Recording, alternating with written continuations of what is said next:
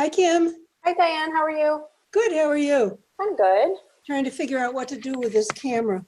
I suppose putting it in the basket isn't an option, huh? That's what I'd like to do most days. Every meeting, I try somewhere else. Yeah, A new vantage point. yeah, they don't work. Let's try this. I don't know what I'm shooting at, but it can't be good. Well, I don't have any audio or video. Yeah, so that's not That's good. because I have video disabled. Ah, there you God, go. who is that old woman? Well, that's not good. That's funny. I'm just trying to make sure I have the sharing options right this time.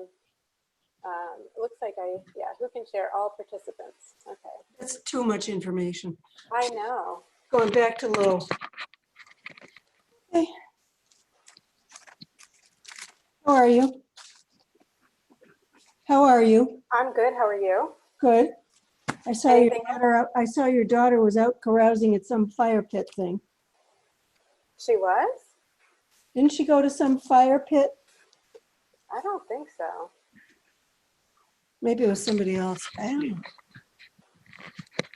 It seemed like it might have been Carrie Ann. Oh, Haley's daughter, maybe? Yeah. I mean, Carrie's daughter, Haley, maybe. Yeah. Oh, that works. Okay, now I can take this off. There you go. It's so hard. I want to go do things and go places. I I said to know. somebody earlier today, I want to go shopping. That's what I miss the most. Roach And- Brothers, that's it. Yeah, I know. Being able Not to much. try things on and have instant gratification instead of trying to order things. You know, we went to go out maybe a month ago, just to go out for a ride. And I said to Pete, as we're pulling out the driveway, let's go somewhere and have a burger and a martini. That sounds lovely. It did sound lovely, but it was Somewhere other than the thinking. backyard. Yeah, wishful thinking. I Yeah. miss Well, being able to go somewhere casual and just chill out. yeah, change of scenery is always good, and somebody else cooking for you is also good. Yeah. Yeah. Okay. Well, now that we've solved that problem, sort of, not really. How are the puppies? One What? Oh, puppy. what? You know what? Somebody else that I know actually got two of the same breed that you got. So that's why. Oh, pugs? Yes. Yeah, very cute little puppies. About the same age as yours, probably. 15 weeks. Wow. How's she doing? It's a girl, right? Yeah. Yeah. She's a holy terror. We had two the last time. They played with each other, which is the one thing we could use right now because she has enough energy for any 10 dogs I've ever met. Yeah, puppies are that way, right? And she has teeth that you won't believe. Oh God, they're Sharp, so sharp, sharp. sharp. Those, yeah, so Yeah, sharp. they are. Well, I see A. McCaffrey connecting in. Who's admin? That's John Larkin. He is? How'd he Yes. get to be admin? I don't know. He always comes in as admin for some reason. It took me a couple times to figure that out, but Well, okay then. now I So, know. are these your friend's first pugs? I think so. She dog sits, so I know she's had experience with them before, but I think these are her first of hers. Yes, I think so. Well, I think they're a wonderful breed because I keep getting them. I know. Obviously, you must think so. I got my first one when I was 9. Wow. How many have you had? 6. Wow. Long time. Yeah. Hi, Jim. How you doing? Chris Good, is, how are you? My wife is here. Ah, you're in the black screen, so I couldn't tell. Aha. Can't figure out Thank what we did wrong. So Hi, Chris. hi, Diane, how are you? I'm great. How are There you? you are. Here we are. Now you have a little bot over there. Chris, So we this can is share. official business. This is official business. Very official. There, you get half of our faces. Well, no. Perfect. Where is Annie Steele's matrix? There it is. Kim, did you send out that matrix that Annie did? I thought Wayne did. Okay. We got it. Okay, good. That's a big help, I think, or it's going to be tonight. I thought so too. I thought that was helpful.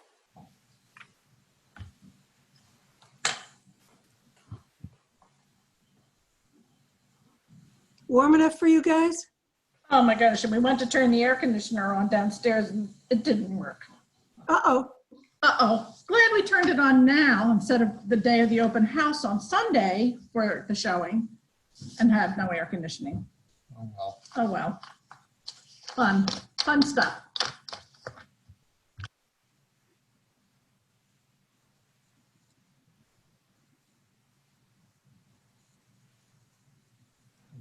Oh, we're still a few minutes.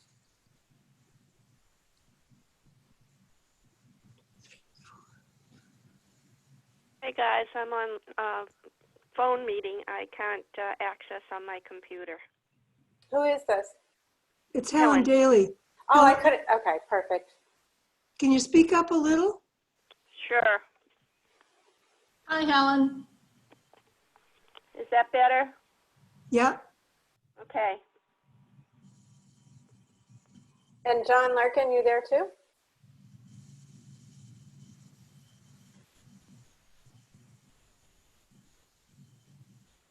Maybe muted, Maybe not. maybe not. Patty? Amy? Hello, Elizabeth. Hi, how are you? Good, how are you? Good, thank you. What a beautiful picture in your background. Yeah, I took that photo at Penobscot Bay in Maine. Lovely. Gorgeous. Are you still food pantrying? I certainly am. Are they desperate for supplies or not? No, actually, the town has been fantastic in turning out for us. So we're in Good. good shape. Thank you. Excellent. Oh, good. I see Bert. Hi, Annie. I see Annie. Hi. Hi, Annie. How are you? Good. How are you guys? Good. Can you hear me okay? Yes. Okay, good.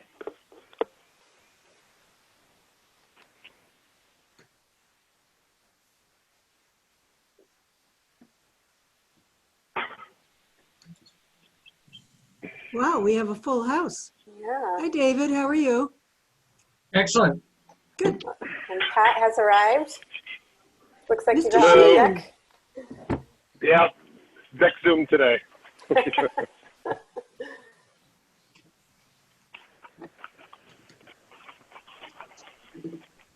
Wait, did you graduate upstairs, Wayne? Or no, you're downstairs, right? I'm in the bunker. The Clocko Do bunker? you ever leave? I don't think you leave the bunker, do you? I go, No, I he's go not from the allowed. bunker to my shed, Pat. Yeah. I don't see that we have a Quorum. quorum yet. I think we do, because Craig, Oh, yes, no, we do. Yeah. I just joined. Oh, good. Oh, here's Craig and Pat and Diane and I, and so we're missing John Larkin. He's, he Well, may there- be here. He often there are comes two in as, admins. yeah, he might be having trouble, but he usually comes in as admin for some reason. So I think he's trying. And Helen's on the phone. Yeah, we're just looking for a quorum of the PVC. Yeah. Oh, no, we have it. We have that now. Yeah, We have it. Well, let's get started. As long as we've got a quorum, let's get started. Can we, I think we just want to make sure Patty Kao is on. Oh, I see Her her name, but not her picture. Patty, are you there? she's here, but she hasn't started her video and she's on mute. So if she would unmute and let us know that she's there, that would be great. Kim, can you unmute her? Let me try. I'm pressing unmute, but it's not going off. Oh, there we go. Patty, are you there? I'm here. I'm just All trying to right. get my speakers working. Okay. We just wanted to make sure before we get started. Okay, are we ready? Are we recording, Kim? Yes, we are. All right, good. All right, then I'll call the May meeting of the Permanent Building Committee to order in regard to the study for the Senior Center feasibility project. We have our consultants, David Pollock and Annie Steele, with us today to go through the three proposals that they've drafted that have been distributed to all of you. I think you've all seen those. Has anybody not seen those? All right. With that being the case, I asked you when I sent that email to primarily focus on programming. And to refresh everybody's recollection, programming is the things that we want to do in the space. And I think the last time we met with the Council on Aging representatives, we talked about quite a few things. And so I think our designers have reduced that wish list into space and designed a space. We have three options: two at the VMB and one out at the Cassidy Farm. And so let's go through those. And with that, I will, unless anybody else has got any other business that they'd like to raise at this point, I'll turn it over to Annie and David.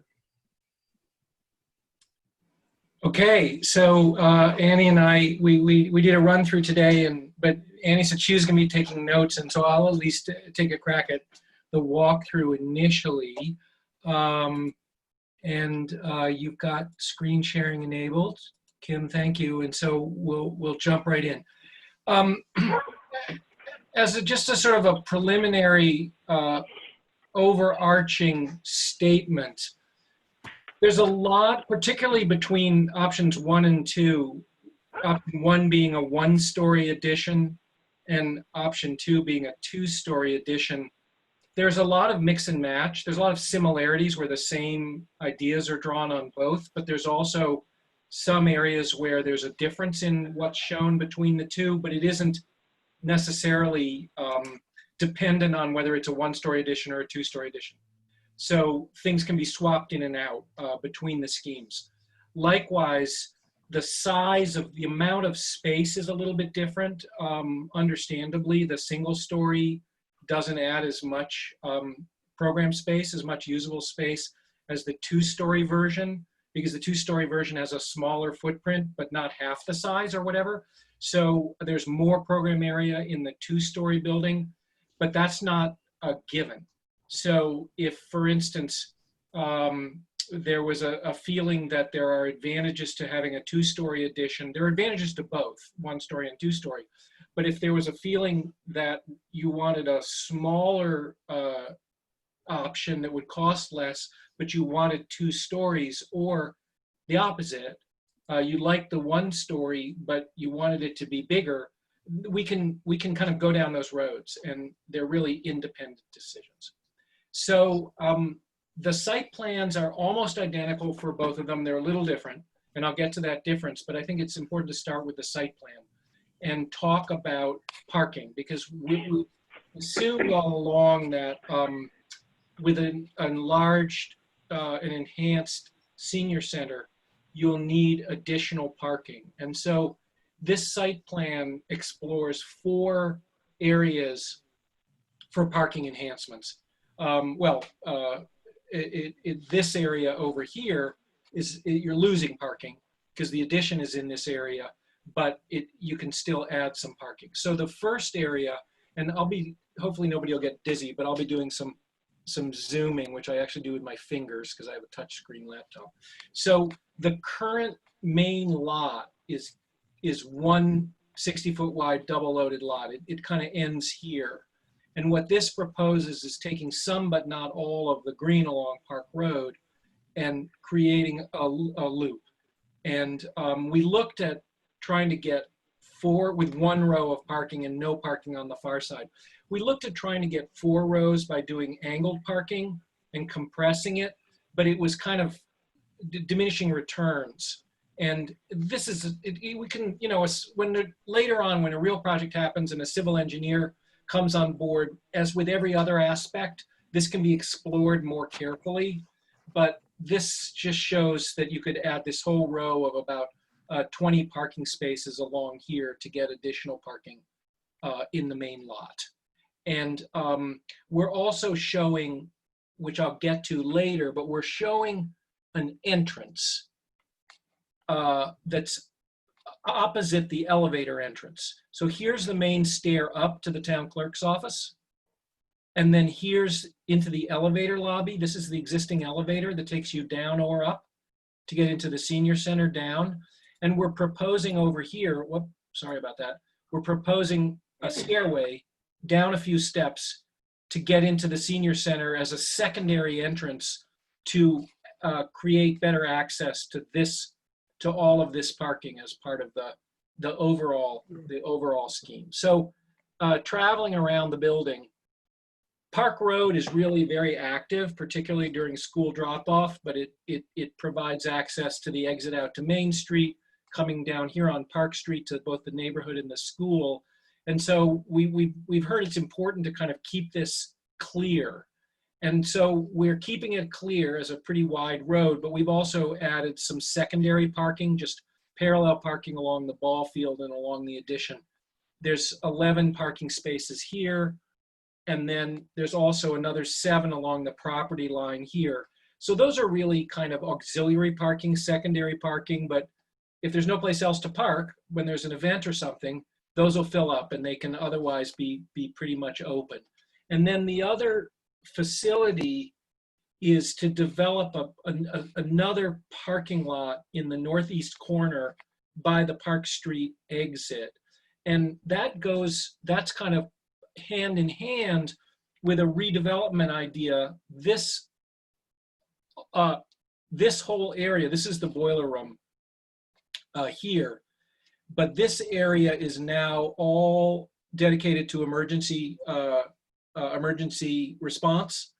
And this area here has got the computers and communication gear in it. And then this just has like a conference table. This is very underutilized space. There's a meeting in there once a month for the emergency response team, but it seems as if that could be either consolidated, could have shared space, or maybe it goes with public safety and it's closer to the firefighters and the other. So anyway, what we're proposing is moving the building department over here and having essentially contractor services, contractor access, electricians and plumbers and building contractors would use this door with a handicap ramp, which we're showing here. And then so this whole lot would be primarily serving the building department, anything else on the lower level there, and would provide significant additional parking. So for the senior center, both of these concepts explore an idea that you guys, we've talked with you about previously, which is to essentially dig out this space here, this green next to the gym, lower it down to the level of the community room and the basement, the lower level, and create an outdoor garden with the senior center opening direct on the existing lower level. And here's the addition, opening directly out into usable outdoor space here. And the floor level is 5.5 feet lower than Park Street out here, 66 inches. So it's a significant drop for a handicap ramp. It's a lot of ramp, which you can see right here, which can be configured in various different ways. But the idea still is to have a drop off, maybe a covered walkway and an entrance somewhere along here, and then big glass walls all the way around here so that the life of the senior center looks out into this courtyard, however the courtyard is developed. And these are really just preliminary cartoons with planting, with flower beds, with a usable program area here where you could do any kind of outdoor activities. But this whole space is open to development for any kind of outdoor programming that would make sense. And just so everybody gets the sun angle, this angled addition and street run it pretty much due east-west. So this wall, outside wall of the addition faces due south. So you get wonderful southern light that could be buffered with light screens and stuff, but you have wonderful south light coming into the addition all day long as the sun moves across the sky from east to west. Any questions about the site plan? So David, do we know whether or not this, the parking that you've shown meets our zoning requirements, or is this just the maximum amount of parking that you can fit on the space? It's the latter, but we can report on the former. So I think the way we report on the former is we could do an analysis of the whole VMB in its current configuration and what its parking load ought to be and how sufficient or deficient the parking is for the current use. And then we can do the same analysis to the addition with the addition. We can also do an analysis of the relative change of the addition.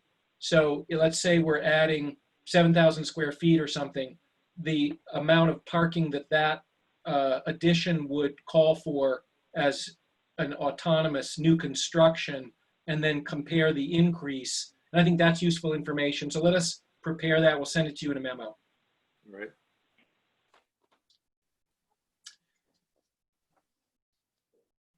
Okay, so let's walk inside the building. And these views, Annie's done some preliminary perspective views for each of the schemes. I just want to emphasize that they're very preliminary. They're just to help understand the shapes, but they're really not designed in any way to suggest that we've developed concepts for the spaces, because we really haven't. So here's the courtyard. Here's the drop off, and I didn't really talk too much about the drop off, but there's two ways. Let me go back to the site plan briefly. There's two ways to work the drop off. One is to put actually a covered sort of a shelter, a bus stop on the island with crosswalk, in which case the natural flow of traffic heading out to Main Street, people could come through and just come through here, do right-hand drop off with a passenger door, and then people would cross to get inside. Or we can make this one way in the other direction, have this be one way out, but then have this be a loop. So if somebody's coming in from Park Road, they can come down here, come around here, drop off right here, which is probably the way we'd want to do it. So you can drop off directly to the covered entrance. And then back from here, you can exit any way you want, including turning around and going back out. I have a question regarding that. We don't really use too many drop-offs. Most of the people that come to the center usually stay in park. Would there be a possibility of making that additional parking, maybe handicap parking?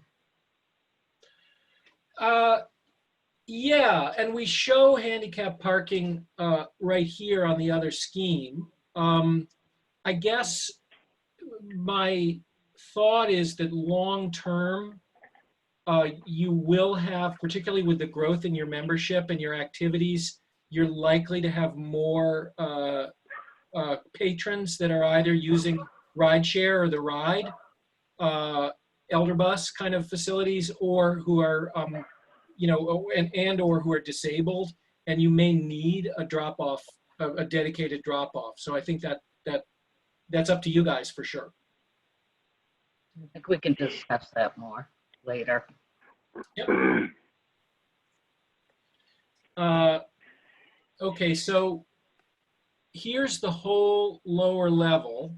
And the development of the north end of the Main Street end of the building is the same on both plans. So let me briefly just visit that. We talked about making a new home for the building department, moving them downstairs with a direct entrance for contractors. That seems like nobody likes being moved to the basement, but having the direct access for contractors might be a win with the community. That might work. That might be something that people would embrace. And then there are these two classrooms here. This one says building storage is currently used for storage.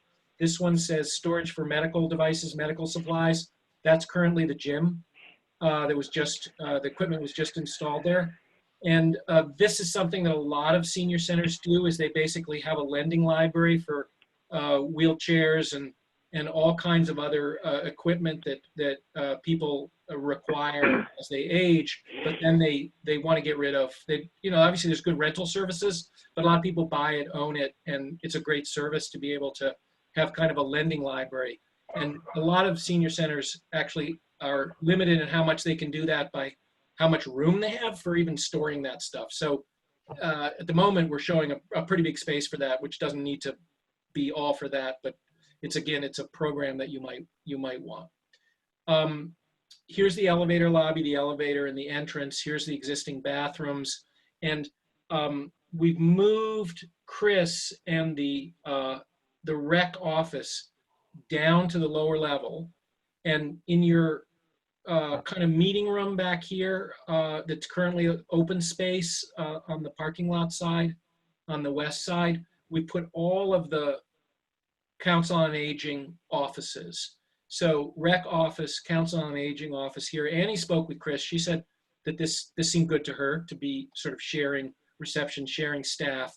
And again, there's this kind of parking lot entrance here to the reception area, but the main entrance, it's the handicap entrance over on this side. But both of those entrances on opposite sides of the lobby are overseen by the reception desk and the office suite. And there could be windows through here as well, opening out. This space here, which is part of the the community, the current community room, which is kind of in the corner where we met with you guys, is where we have cut away the floor of Chris's office, dropped her down to the basement, taken her floor away, so that this is now a double height space. So the entry lobby lounge, library, whatever you want to call it, with the sort of Starbucks area, is here, and it's double height space for part of it, not for the part that's the corridor. This might be wide open, or there might be more brick left here. Sort of haven't gotten to that level of structure yet. But very important, currently there's a staircase in a little hut, a little brick box out here. I think it's brick, but anyway, there's a little box out here in the yard, and there's a staircase inside it that gets you up to the gym. And we've torn that down to open up the courtyard and built that staircase in the lobby. So coming in, the bleachers are over the top of these toilets, and there'll be a door directly from the gym and then down a half a flight of stairs to the accessible entrance. So in terms of wayfinding and understanding your way around the building, right now it's kind of a million miles to get to the gym from the senior center. You really have to like pack a lunch to get there. Here you'll see the stair and you'll see the door, and this facility is made a lot closer to Chris's office for rec and for all of the other facilities. So we think this is a big improvement. And then this staircase will double right back and land you upstairs. So I think Annie gave us a picture of that right there. So, and if you guys see the stack of our faces on the right-hand side of your screen and it's in your way, if you mouse over on your own screen to the top of the stack of faces, you can move that column of people around, just in case you hadn't figured that out. And so if something's blocking your view, you can move the video cameras of all of us around. But anyway, this is, again, it's not developed architecturally, but this is that idea that there would be a staircase from the library lounge up to the here to get you into the gym, and then back up to the second floor.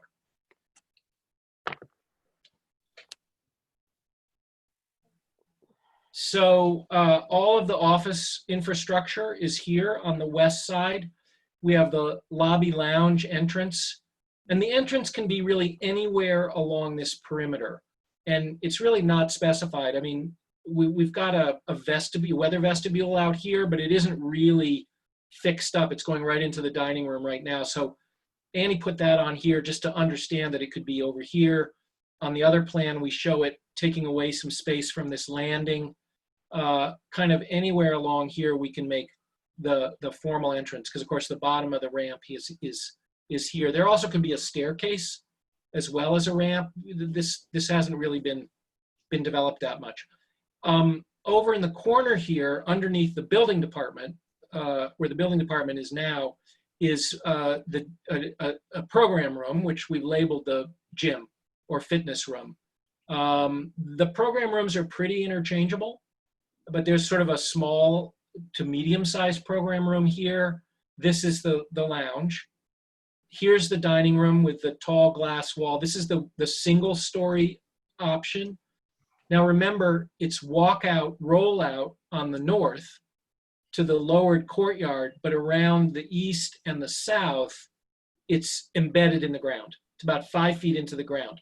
So the window sills for all these south-facing windows in this option would be high, basically kind of the way they are in the VMB now.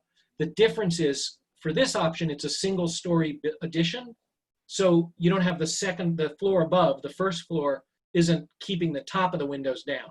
So while the sills would be higher than you would choose, we can raise the ceiling to a generous height and still have big windows for these program rooms. So in the addition, we've got support infrastructure here. So here's some storage, bathrooms of whatever sort. They're shown as a series of single-use bathrooms, which is just one way to configure them rather than gang bathrooms, but that's all up for grabs. Here's the kitchen and the management office, the HESCO office, and then these are the additional program rooms. And it says multi-purpose rooms for yoga, movement, dancing, presentations, health, etc. There's lots of the program, and it's just sort of mix and matched into these rooms. They also can have folding acoustic separation walls, so we could develop all this space in different ways, but it corresponds to both the program that we developed with COA and also it's in the range of the programs that we've been working with many other communities that we're working on senior center designs for right now. Circulation, we've closed off the stair hallway here, turned it into a storage room. So when you come down the stairs, you can come out here either in the dining room or you can go directly to the outside down at the bottom there. I'm not sure if you guys are being burdened with all these pop-ups that I know the blue squares pop up. I'm not sure why that is, but so you circulate along the garden wall. And so the life of the senior center is really organized by the connection to the outdoors, so that because this is now ground level, this is really the important wall, because it means that anytime you're in connection with that wall in any of these spaces, you feel like you're not in the basement, which is what we need to, that's one of the primary goals about that would constitute success for a building that's staying at VMB, is to get rid of the whole, being in the basement thing. That's pretty much it for this level. So let's go upstairs just briefly. Here you can see the staircase connects down to the double height space on the corridor. You can look down into the library lounge. This is where the building department used to be, so that's an available program room. So you've got the community room existing over here, another program room over here. It's label crafts, but it could be really anything. You've got the connection to the gym. And then at the moment, nothing's changed in the rest of the building. And then of course, we're looking down on the roof of the addition here. And there's, sort of just a massing. There's that entry vestibule. Here's the double height lounge library. Here's the crafts room. Here's the corridor with the fitness room behind it. Here's the library lounge. And here's a view of the dining room with the tall glass wall looking north out to the new courtyard. So that's the single story version. We had developed originally, when we first sketched these, one of them came out at this angle, and the other one was in the same grid, came straight up. And we met with the working group, a smaller group of Council on Aging and Diane and Wayne, and everybody kind of agreed that giving breathing room to the courtyard and opening this up and facing this more south towards the ball field, it was all good. So we rotated the second scheme so they both have this rotation because it seemed like it was an advantage. So the only difference in the site plan is here, that because this is a 2-story, it's a smaller footprint, and so it gives more site room here. So we put some handicap parking along the edge here. Otherwise, it's a similar drawing. I'm not gonna talk about the north end because it's the same, and I'm not gonna talk really about the courtyard because, again, we haven't studied that, and that's gonna be a wonderful space that that can get all kinds of design. But for the moment, it's just important to really understand that the life of the senior center, even in winter, looks out onto this space that would have wonderful things to look at. It could have a gazebo. It could have a little, you could have all kinds of seating. It could have dining. It could have flower gardens. Whatever we want, and programming that would be an important part of designing any building.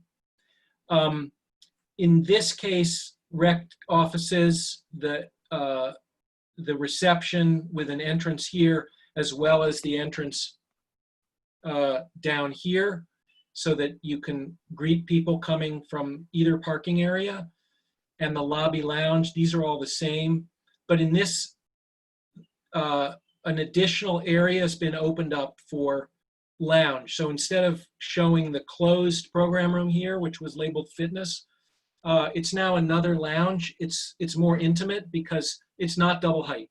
So so this space still has that crafts room above it. So it's still just one room, but it does have all the glass looking out on the garden. So it would be a much nicer room than what's there now. The kitchen and support facilities, toilets, storage, HESCO office are still here. And at the moment, there's still one program room. It's labeled fitness, but it could be whatever. There's still one program room on the lower level.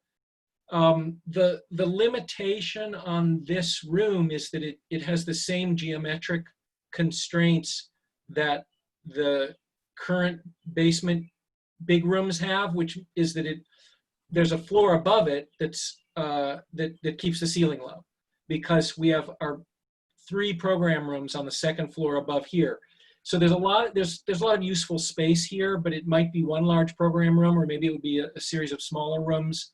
And it would need, we'd want to think about what programs are most applicable for more limited windows and more limited ceiling height versus what rooms do we really want to be more glorious with high ceilings and great big windows.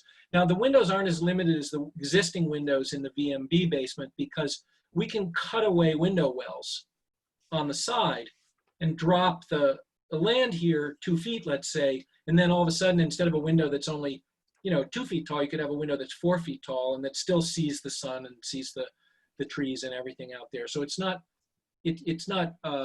certainly not bad space, but it isn't as glorious as the space that we can make upstairs.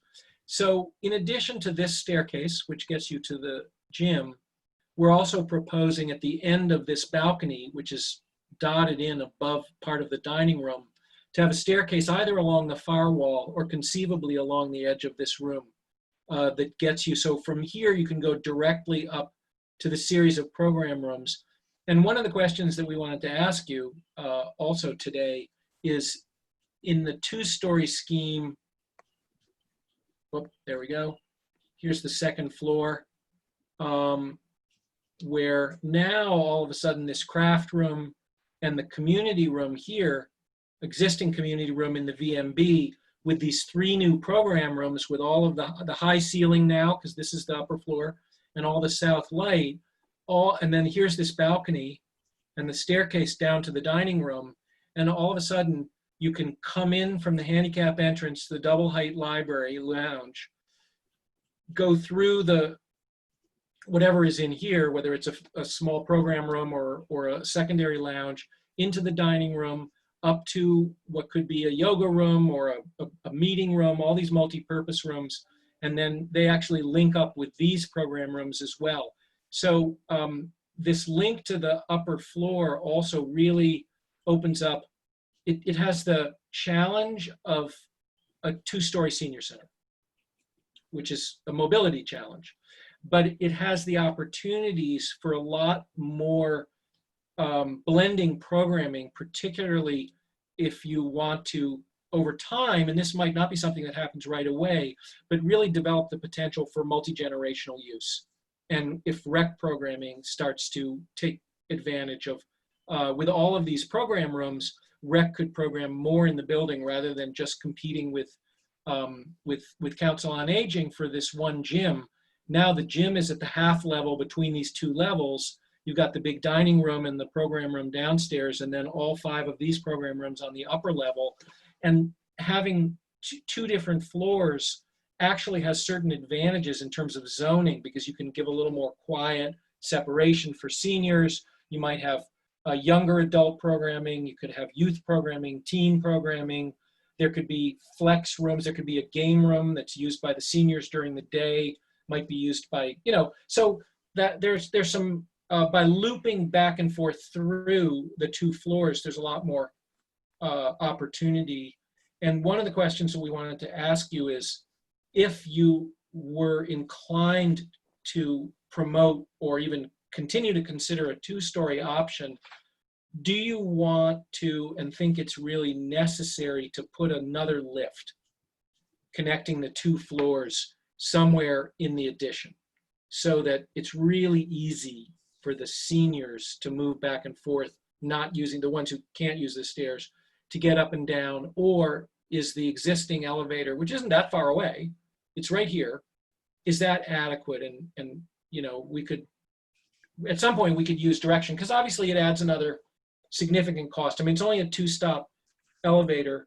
It probably would be a full elevator, because I don't think the existing elevator doesn't meet any of the codes for what an elevator should be for the VMB. And this, of course, won't go up to the 3rd floor, but still, given that there's already an elevator, you could make an argument that all you needed was a limited use, a LULA, a limited use, limited access device. But because the elevator there now is so small, you might end up wanting and needing a full elevator. It's only a 2-stop elevator. It's still a couple $100,000 to $200,000-300,000 by the time you're done with all the HVAC and electrical and everything. So it's not an insignificant cost, but you don't want to be penny wise and pound foolish. So yeah, David, if the elevator, I understand, and that's something to think about. If you're proposing another stair at the end of the cafeteria, or I'm not sure what we're calling that area, or along that stair, is it necessary to keep the stair that currently exists, stair 5, that's outside the community room? I suspect that is essential emergency egress from the town manager's office floor, that you need to have 2, there's a stair at either end of the building that serves the upper level of the MB. And so we need to maintain continuity from the top floor, and it needs to get you out to safety. And that couldn't then exit through the, I'm looking at trying to open up that, I know that's the exterior load-bearing wall there, but the corridor is kind of constrained. I was wondering that if we could open that up and if that stair was really necessary. I understand your point. Yeah, I mean, could you come down this stair and then walk over to this stair or this one and continue on your way out? Right. Building codes have gotten a lot more forgiving about exit enclosures since buildings have become sprinklered. So for instance, it used to be that you could only have a dead end corridor past an exit door that was only 20 feet long. Now you're allowed to have a 50-foot long exit corridor in a sprinkler building. And likewise, in a building that's served by 2 exit stairways, I think even in a public building like this, generally as long as one of them is fire enclosed and fire protected, the second one can be open.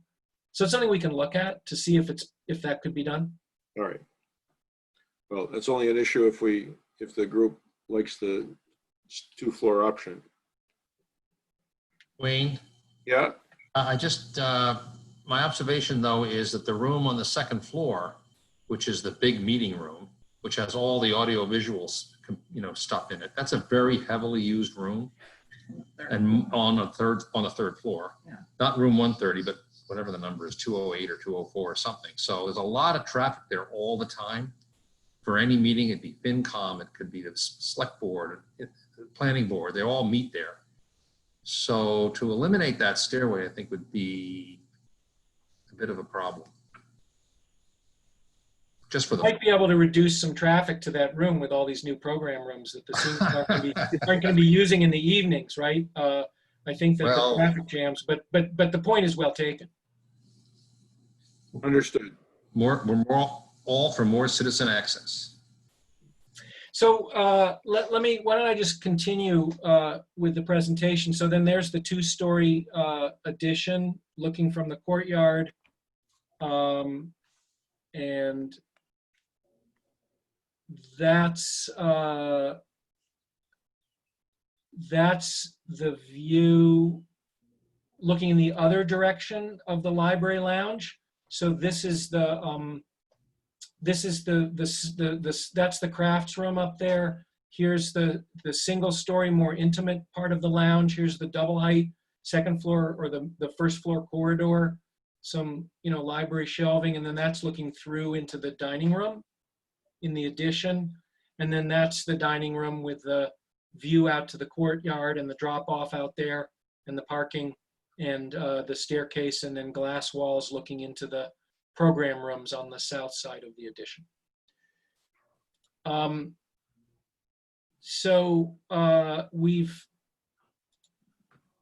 We've taken a design that we developed for the town of Carlisle and plopped it down on Cassidy Farm. We use a lot. We had to shovel it loose and pick it up, put it on a truck, and drive it down from Carlisle. Pardon? Pete, Yeah. I think that's background. It is. Let me mute. Sorry. Oh, I'm sorry. I always thought somebody was talking to me. At any rate, here's Exchange Street and a new driveway. And this is a level site, so can kind of do anything you want on it. We've put a senior center design here, ample parking lot, drop off, outdoor patios and spaces. Obviously on a big level site, not only is it easy to lay out a new facility and optimize adjacencies and the use of the facility, but it's also something that you could both plan for building expansion and you could plan for site development expansion. So the site could be developed in the future with some of the amenities that you're giving up a big amenity in moving from VMB because you're not in the center of town for the seniors. But the trade-offs are that you could have walking trails and that you could develop garden opportunities, and there's the land to develop that could be a counterbalancing attraction. The building plan, again, it's just a building plan, but here's all the same parts and pieces. In this case, we sort of made a large central space that has open programming throughout, and so there's no corridor. Instead, there's kind of a space with all the large program rooms on both sides giving into it. Here's the dining room. Here's the kitchen where it's directly adjacent to outside uses for sort of summer serving. The office suite by the entrance. Various program rooms. For Carlisle, they're contemplating a pool, so there's actually changing rooms in here as well, and then a kind of a mechanical space. And here's some of the views from that scheme. Here's a picture of the outside with the drop-off. There's the high ceiling in the dining area. Here's program rooms. This is where the offices are. Here's the entrance. Here's that central gathering space with different programs in the space looking out to the outdoor patio uses. And here's that dining hall looking out into the into the park. So, and then finally, Annie put together this kind of handy program comparison. Again, I want to emphasize that that these aren't these square footages aren't absolute, and it certainly, if there's a limit to how much building it makes sense to build onto the VMB, and there's no limit to how big a building you could build at Cassidy Farm. But in terms of the single story option, having a total net program area of 10,750 versus the option 2, the 2-story, having a more net program area, neither of those are given. We could, to a limited extent, we could build a bigger addition and add more program into option 1, and we could certainly put the 2-story on a diet in order to control cost and bring it into line with the program for the single story. So how many stories versus how much program you want aren't really linked up. And then some of these differences in, for instance, in the size of the library lounge, we dedicated only one of the 2 spaces in the corner of the lower level of VMB in option 1, and then we expanded it in option 2, but those could reverse. This one just had the fitness area. This one had the fitness area, where this one expands the lounge. And this just, these are in fact both correspond to more or less the program that we developed with Council on Aging, and also these are the actual net square footages of all the rooms that correlate back to the plans you have. And some of the uses that have been identified for multi-purpose, and then there's kind of the same information is presented on a page by page. So with that, I'll stop, and I can stay on screen share, or we can go back to seeing each other, and then I can bring that back up again if people want to look at the plans and while we talk about them. Well, let's talk about the square footage, David, because it looks to me that between the 3 options, we're about 15% difference between option 1 and option 3, and none of those being in stone. I guess my question to you is, overall, in each of those, or in any of those options, do they meet the programming that we're looking for? The 11 to 13,000 square feet. Annie, you've been in the thick of all the detailed programming. Why don't you take that one? So what I would say is, if you look at some of the options, in one scheme, the fitness area is a lot smaller than in another option. And one of the things I was hoping for is that as you look through the plans, you could determine which schemes you thought were more successful or gave you enough space, and which ones, some multi-purpose rooms were bigger. I don't know how many, medium, small, and large rooms you really need. Based on your scheduling, you're able to sort of reuse the rooms. And that was something I was hoping you could take a look at and kind of guide us in terms of, okay, it looks like Patty, this would be more like, not that you have to work it all out, but I know that you were doing a lot of programming with like reuse of rooms. And so if you have, 3 multi-purpose rooms, is that enough? Because you're able to rotate out the programs that we talked about, or, that was sort of something I wanted to also discuss. Okay. Well, then let's, and I think that's a good point, Annie. Let's put it back to Patty and Bert and Chris. You've had these options here for about 10 days or so now. And my question to you was in regard to programming. Do you have a preference? Is there a flaw? What's your thought about programming in each of these options? Well, what I can say now is currently we have a room and a half for programming, and that's definitely not enough. We multi-use these rooms. We do one program, close it out, clean it up, and get another program going. I think with the 3 rooms, it'd be sufficient for now. I think that would be perfect if we had 3 rooms that we could multi-purpose use. 3 rooms plus you'd have the dining room as well. The dining room to use. And the library too. The library is not one of the programming rooms, it's library lounge. Right, right. So I think there would be enough space looking at this with just the 3 rooms, because we can multi-use, say even the lunchroom if need be. So the space would be there. So that probably is a totally adequate sort of platform or floor for Council on Aging programming. I think one of the things that it assumes is that they're all multi-purpose rooms and that none of them get, you know, well, I mean, it's probably a question for Patty, but as soon as you dedicate a room to fitness equipment, then you can't swap out the programming, and it's much less flexible as soon as you put billiards tables in a game room, which is, you know, again, it's something we see in an awful lot of senior centers is a card room, game room. And some communities, they're used all the time, others maybe not quite so much.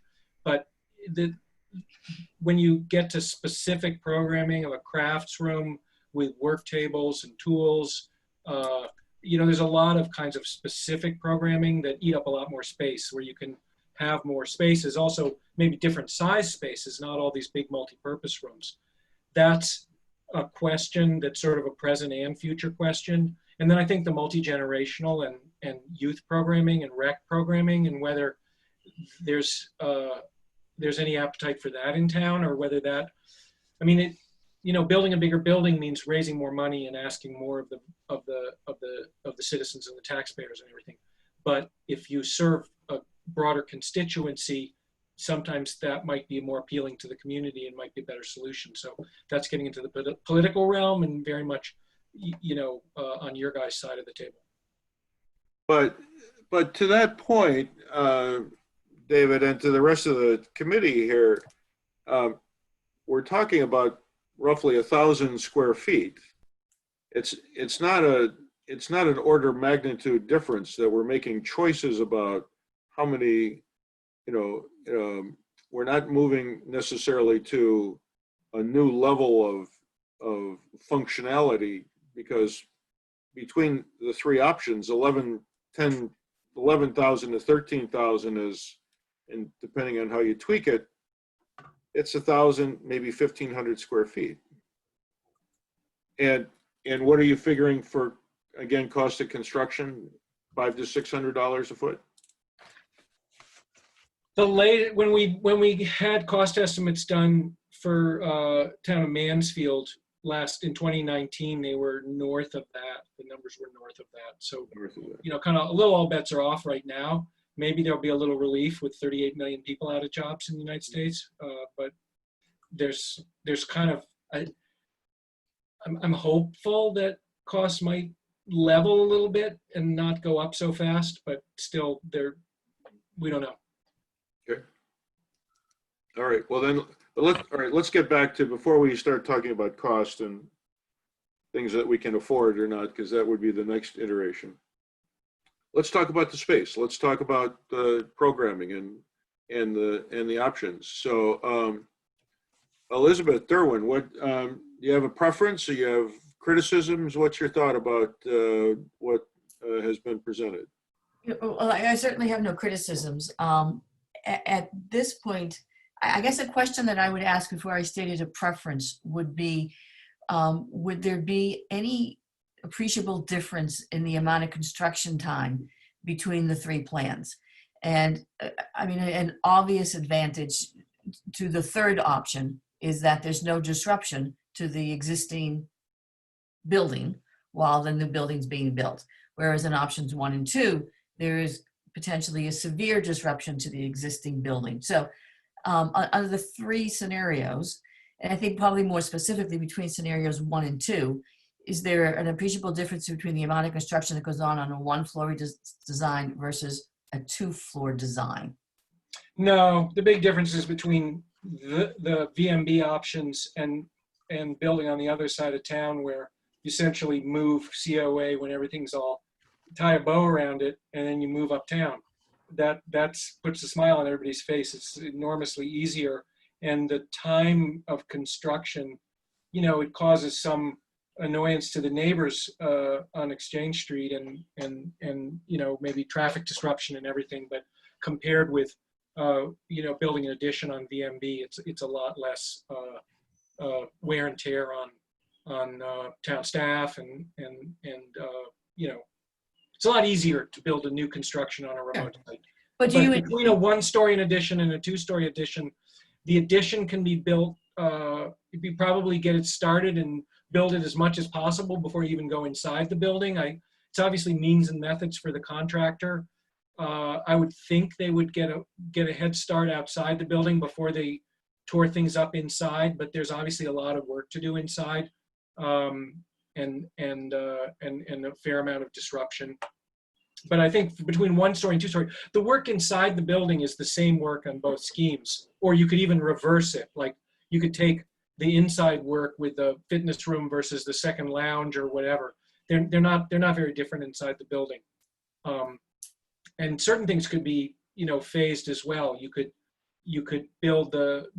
relocate the building department on its own schedule.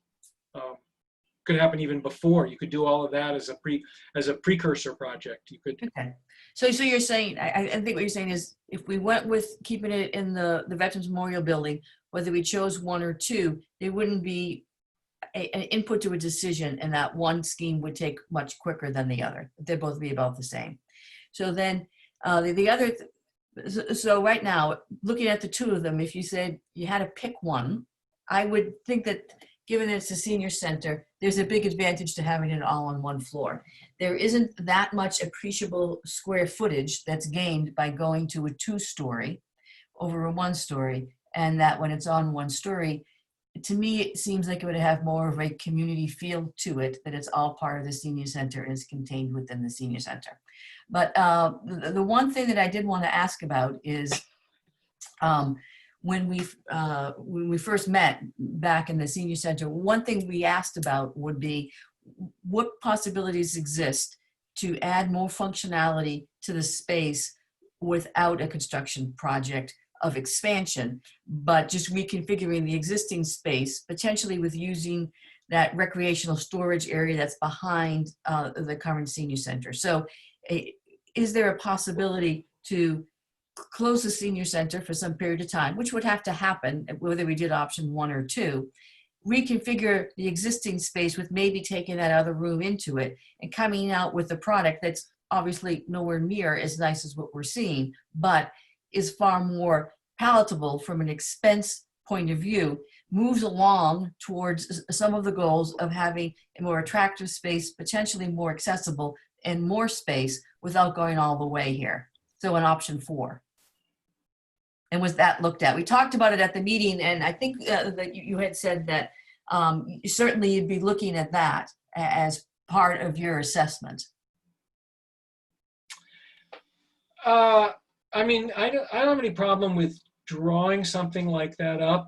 I think that you're still stuck with, you know, kind of a row of basement rooms with small windows, and I'm not sure that it is going to meet the community's expectations. It's not, that's on your side rather than ours, but you know, we could certainly create some, we could move the entrance around the same way we're showing with that courtyard and lower that and have an entrance there. So you have some sense that the front of the community center, of the senior center, excuse me, is on grade there, and make a couple of rooms that were walkout and had an outdoor space. That would be a significant improvement.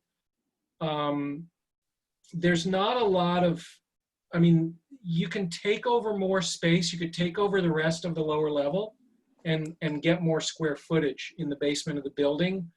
I think that you start to push up against the other departments' demands for storage. You know, the boiler room's in the way. You could take over the emergency management space and build that out with, you know, kind of more of the same low ceilinged space. So you could expand the square footage, but it would be pretty diffuse, pretty stretched out. And I don't know if it would be enough of an improvement to meet the community's expectations. I'm going to say it's not going to meet a vision of what the community would want for sure, but I think that it's a potential in the realm of possibilities of things happening. And when you look at the expense of doing one of these three plans, that I think we should explore something that's far scaled back, but could still offer something better than what we have, with the hopes of maybe financially that's achievable if these three options aren't. I mean, we all know that given the pandemic, towns are going to be severely hampered in what they're able to do. Reimbursements from the states going into town budgets are going to be off. There's all kinds of things that are going to be happening. So I think it's practical for us to consider something scaled back, but still moves forward and makes some progress. Well, if you want a no addition option right in the mix, then we'll draw that up and describe it, and we'll get it presented alongside the others. That definitely something we can do. So I guess I go back to my friends on the Council on Aging board and make sure we're in agreement that that's something we'd like to pursue. Yeah, I think we definitely should.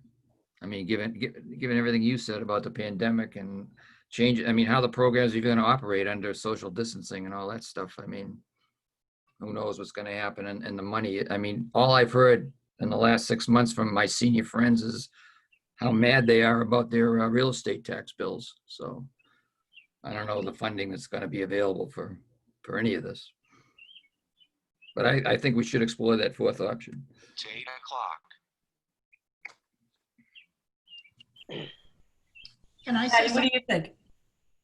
Never mind. Go ahead.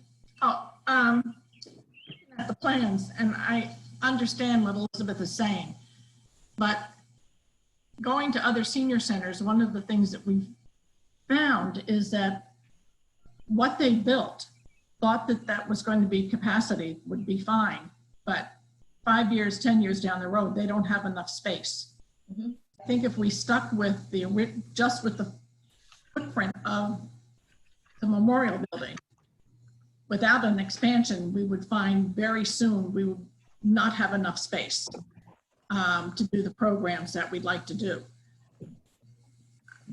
I love the thought of having, and I've mentioned it before, a senior center / community center.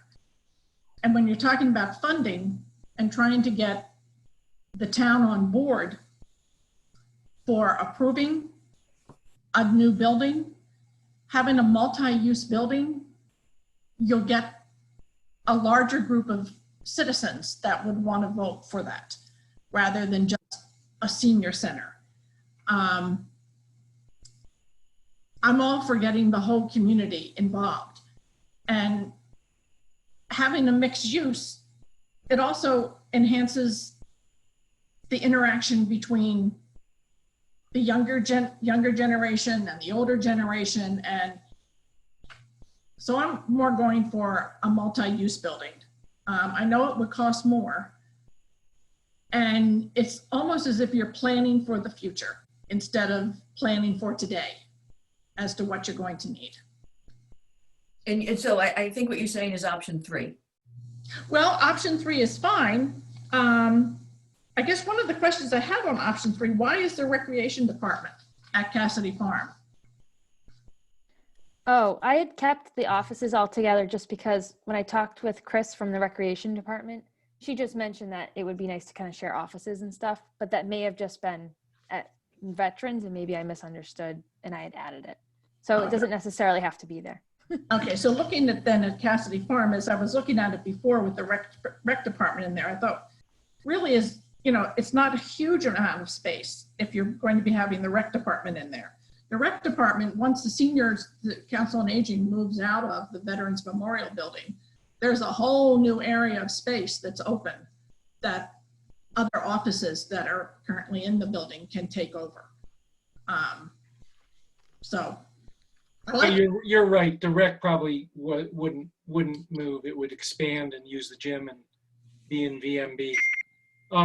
The Carlisle plan is kind of middle sized for the plans that we've been developing with other towns that are similar size to Millis. Some towns have wanted more space for senior center, and certainly for multi-generational, they've gotten considerably bigger, maybe 50%, as much as 50% bigger just for a multi-generational community center. And then that's not going into the rec center realm where you've got basketball and stuff. But it's a good size. It's sort of right around, you know, the middle or on the small side of the middle, but I think it's a good size. Staying in the Veterans Memorial Building, we would still have the use of the gym. And after listening to many selectmen's meetings about pickleball, sorry, Jim, that the gym is used by all generations for pickleball, mostly the senior citizens. So having that there and then having the pickleball fields right in the town park, it's more of a multi-use area. In the Cassidy Farm, I wasn't able to see where the outdoor spaces for that you have in the veterans building. You have lovely outdoor space, but I didn't see a designated outdoor space for activities. I know we have seniors who love to play cornball and horseshoes and bocce and all that sort of thing, and I don't see a space for that. And there's on the opposite side of the building from the drop off, there's sort of a big white rectangle, and that's where in Carlisle there's a lot of outdoor patio, and there's even a municipal swimming pool in all of that area. But it could be developed on any side of the building, and I don't anticipate that if you wanted to build at Cassidy Farm that everybody would be happy saying, well, why wouldn't we just build Carlisle's building? I think we would start right at the beginning, look very carefully at that site. So it's really a placeholder for cost estimating. And we haven't had a detailed conversation with Patty and Council on Aging on programming, outdoor programming for the Cassidy Farm site, which we would want to build into the cost estimate. I mean, one thing you could do is you could say, don't build a lot of outdoor programming into the cost estimate because it sort of skews the equation where you're building that stuff at Cassidy Farm and you're not at VMB. And then the other argument would be, no, let's fully load whatever we're doing. And then it may be more expensive to build pickleball and community gardens and Zen gardens and all the kinds of things that you would want within limits at Cassidy Farm. You build it into the cost estimate, and then you weigh the features of the different schemes. And you can say, well, for this price at Cassidy Farm, we also have an outdoor hiking trail, and we have this and we have that, which you can get at VMB, but at VMB you get other things. So that we just haven't programmed for the exterior there. Yeah, I think all of the plans are absolutely marvelous. And of course, I would like to have a plan that plans for the future also. And you have that in here, in your plans. So very nice job. And This is Helen Daly. Can I just add something here? And it's a thought that I've been having. And we've been talking about the senior center and multi-use. But if you look at the seniors and you look at the younger seniors who desire much more than your typical, in your mind, a senior center would want, I think we need to think about our younger seniors and you know, what they would like to see in a senior center, not just arts and crafts or games. There are a lot of other programs that our younger seniors would desire. I'd just like to throw that out. When you say senior center, that, you know, denotes in people's mind people 70, 80 years old, you know, that come in there and just want to sit around and have tea and coffee. So I think we need to think about different programs that our younger seniors will come forward to.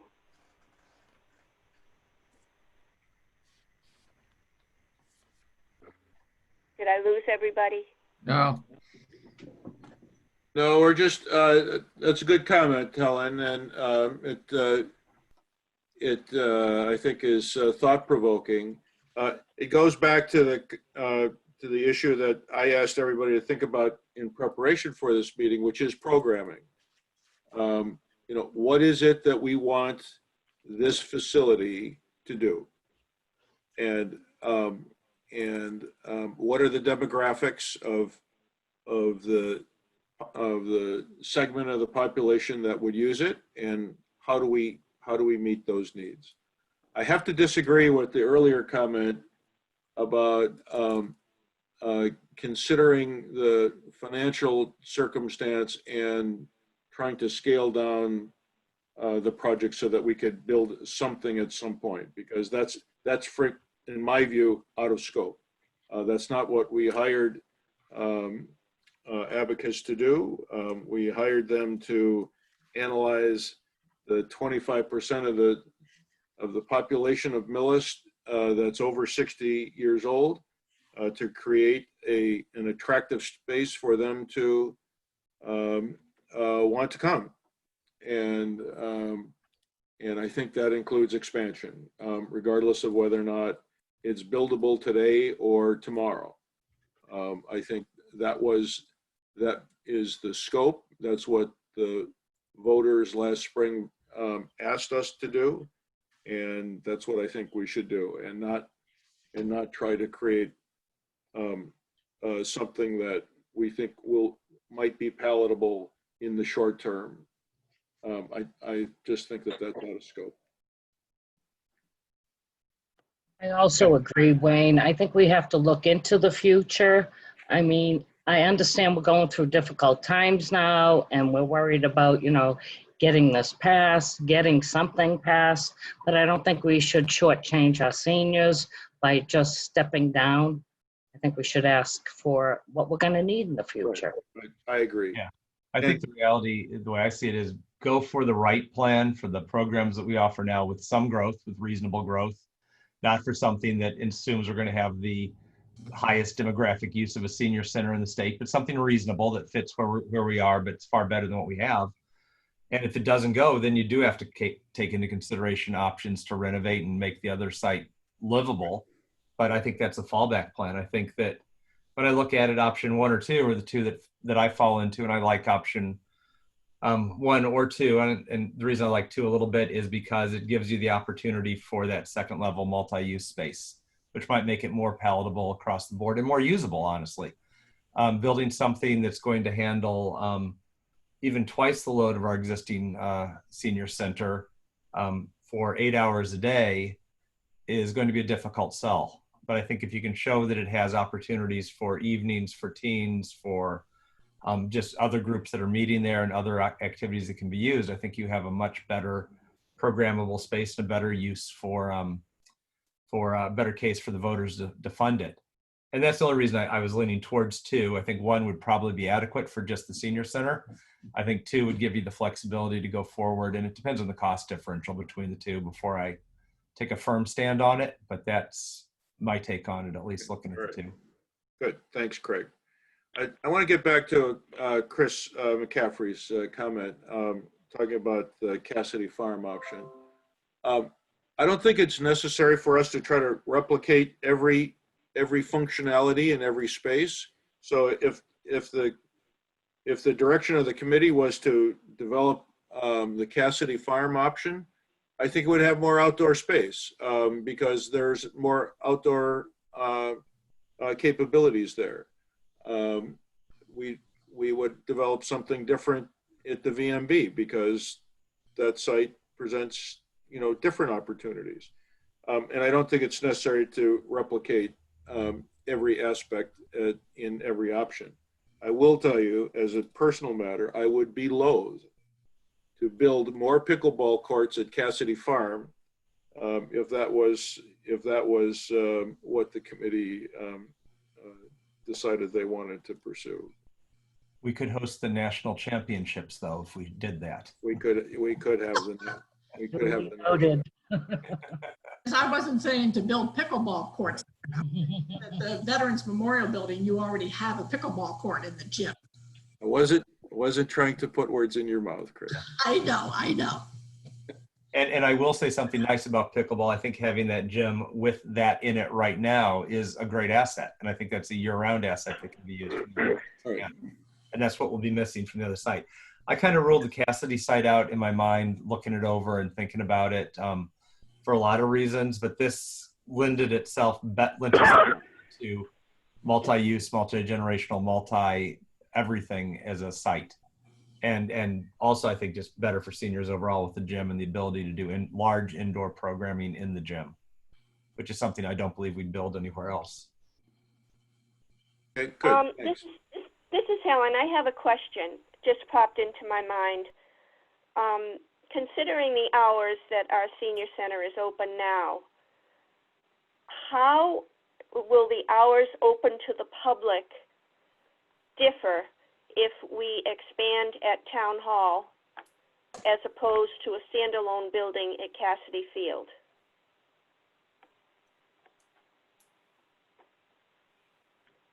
Well, I would hope I lost you all again. I would No, hope that the senior we're center is thinking. open 5 days a week after we do this. I'd hope it'd be open 8 hours a day for 5 days a week after we do this. But that would still, I don't know what time you start and what time you would close, but that still gives you evening time for other groups to use it, after the seniors have left for the day, whether that be 5 o'clock or Patty, you're the expert on that one. I'm certainly not, but whatever time the seniors leave, that gives the opportunity to program something else into the existing spaces. I think that, Helen, this is Diane Germain. I think Yes. that you might see what happened with the new library as we built the library and the community room became more and more used. The staff rearranged their hours to accommodate evening programming and a lot of other things that weren't part of the original concept. And that might happen with either I think probably the VMB option. Yeah. I think that proximity center of town lend itself to more flexible programming and more extended hours with everything else around it. Yeah. A complementary program too, to the library, to the other activities that we have in town. Pat Sheehan, were you trying to get a word in? No, I mean, nothing specific. I guess I look at first of all, the advocate's nice job. I never thought you'd come up with options for the VMB building that would look like those do. So kudos to you. I think that courtyard area is a pretty effective tool architecturally, and it really turns that space into something that we never really imagined we could make out of it. To me, though, this comes down to in town or a new building at Cassidy Field. And I mean, Cassidy Farms, I think, was purchased as an open space, I think the year we moved to Millis 22 years ago. It's really, there's been nothing done to it since. And I kind of look at this as, either we want to use this community center or senior center, a combination of both, as kind of like an anchor for future development for that Cassidy Farm, or to me, it makes much more sense to stay at the Memorial Building where we already have the infrastructure that the seniors want access to. but it really could be an opportunity. I'm hearing, if you put something at Cassidy Farm, we could then add outdoor spaces to it. You could see at some point fields being developed there and, additional recreational use, but that's kind of a different vision, I guess. And I don't know if you use the senior center to drive that, but if we're not going to be thinking along those lines, then to me, VMB is the right option. I'd personally fine with the first floor, the one-story option. I do think we should put the addition on if we're going to evaluate this from a programming perspective. But both plans are impressive. It's nice work. Thank you. So, Pat, of the options, you liked the option one? I like option one if we don't have some other master plan for Cassidy Farm. If we had similar to what we did with the library, the police station, the fire station, we kind of had a master plan for the downtown. So this would fit nicely into that. I don't even know what the plans are for Cassidy Farm at this point, but it's just kind of sat there for about 22 years at this point. I know it's low end recreational use at this point. But things like we're talking about, is that a location at some point where it could make sense to have a municipal pool if the town ever wanted to do that, or additional basketball courts, which frankly could be rented out, probably 12 months a year. But maybe that's kind of outside of the scope of what we're thinking of, this would be basically kind of the anchor store for that development. That's the way I would look at it. It'd be a nice tie-in to multi-generational use, but if we're not thinking that at this point, then VMB is probably the right way to go. And option one, rang true for me. I don't think anybody has a problem with going multi-generational, even on Cassidy Fields. I think it's a plus, especially during these times. Anybody else have anything to say about that? I don't have a problem with it, and I know Chris doesn't. No, I think the wider we throw our net, Patty, the better. And in fact, it's certainly as part of the process of buy-in. Whatever you want to build, the broader the support, the better the chance that you'll actually get something built. So I think, and I think that's the direction that people are going in, is that they want to be active, and the population is aging, and we have that in front of us right today. So let's hear from some others as well. Diane? I kind of am leaning more towards the VMB options.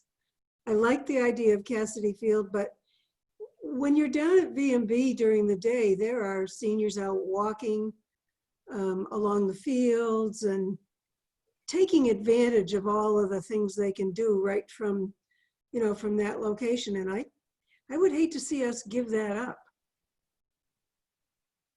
Well, I will repeat a comment that I think I've made to this group before. When I moved to Millis 36 years ago, people were complaining that we did not have a center of town. And now we do have a center of town. And I think the senior presence there is an integral part of that center. And to move them out, I think, would be harmful to both the center and to the seniors. I don't have a preference, a strong preference for either option one or two, but I do have a strong preference that I think there's a great value in keeping the VMB, the community center, which is what it was originally developed to be, and what I think it has a future with some expansion to continue to be. Wayne, if I could add one more thing. I see this exercise working with Abacus as a wish list, not necessarily, we don't have enough money to build anything. So I think that it's kind of important to use that as you're looking at the functionality, and then we'll decide whether we can afford to build it. But we need to be doing our best to develop a program that works for a lot of people. That's right. And so this is what's possible. And so I think Abacus has done a very good job of trying to fit the programming. Again, I come back to that important word. Programming is how we're going to use the facility, or whatever we decide to build, and make that fit within the two options, the VMB or the Cassidy Farm. Yeah, and the only thing that I would add to that, Wayne, is we talked about things that are possible. I'm going back to the notion that I think it's important for us to know what's possible within the existing footprint. Now, I know you think that that's not within scope, but while we have the resources of Abacus, I think we would be remiss not to at least identify what is possible within the existing footprint versus what is possible by expanding the footprint. And I think it was Craig that mentioned, maybe within the existing footprint comes back as a fallback plan. But why wouldn't we at least identify what the fallback plan is now while we have the Abacus resources?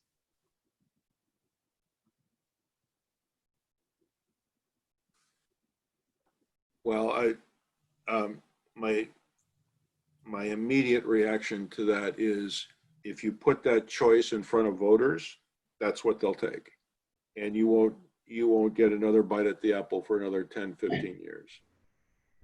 Yeah, and that's similar thought. I think that the fallback plan is pretty much really clean up what we've got. I don't think there's a lot of additional work that would happen there. I don't think there'd be additional program space being built. I think there might be a room that's repurposed or two, but I don't know that that's a viable option for the existing senior population, let alone the senior population is going to grow and attract. So, and I think that was a charge that we were sent here to do, figure out the future of the senior center, not how to make the existing one look a little prettier or look a little more functional. So I'd be concerned if we were talking about building something significantly larger than this. I think that'd be an overstep of what we were asked to do. But we're right in the right size design. Either options 1, 2, or 3 seems about the right size for what we need. It depends on what vision you see beyond just the seniors. If you're going multi-use, multi-generational, then 2 or 3 make more sense. If it's just existing council on aging and senior, then option 1 seems to make the minimum level of sense for what we're looking at so far. So that's my take on it. That's why I wouldn't spend the time on the other option at this point. Can I throw this out at you guys? Just a thought. When we began this process, we talked about having input from the town. I think for this group to sit and decide what actually people in this town would like to see in a senior center, if I'm going to say senior center, we need to get out into the public and find out exactly what people in Millis would like to see in this new facility, whether we call it a senior center, a multi-generational center, or whatever. I think it's very important for us to go out and talk to the public and get them on board, get them excited about it, get them to feel as though they have input into what the future of this center, whatever we might call it, is going to be. Just a thought. No, it's a really good thought, Helen, and it's one that I've struggled with, given the social distancing situation that we're in today. But I think it would be a mistake to start with a clean piece of paper with the community, because I think the group needs to have a little direction. And I think the process, and David and Annie, please jump in here, is to get some idea from the people who live every day with the programming and the activities and what you believe the future would be, and really throw that up against the wall and see how people like it. And so I think that's what we've done is taken some space and said, here are the things that we would like to do. Here are the things that we can do. And here's how it would look if we do it at the VMB or at Cassidy Farm in general, just in concept. And does that resonate with you? I think you need to give people something a little more tangible rather than just say that to start at square one like we did in the visioning center session that we had a couple of months ago. So we certainly need the voice of the rest of the community, and we certainly need to build some excitement and buy-in to the process. That is key. But I think we need to give them something a little more tangible than just to start with what do you think you'd like to see in a senior center? I think that's a little too basic.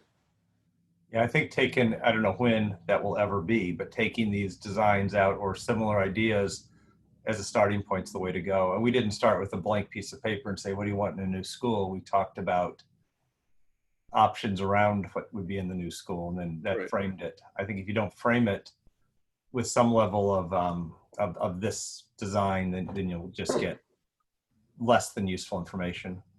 Right, and with the Clyde Brown School, we ultimately narrowed it down to, I think, 5 options, and then ultimately down to 2, if my recollection is correct.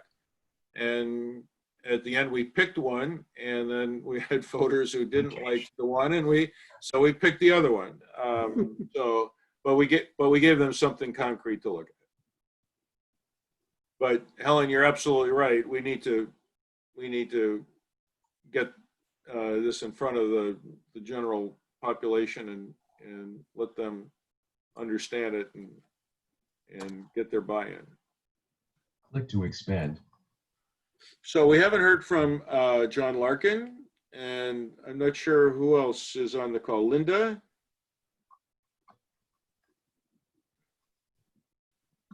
Go ahead, Linda.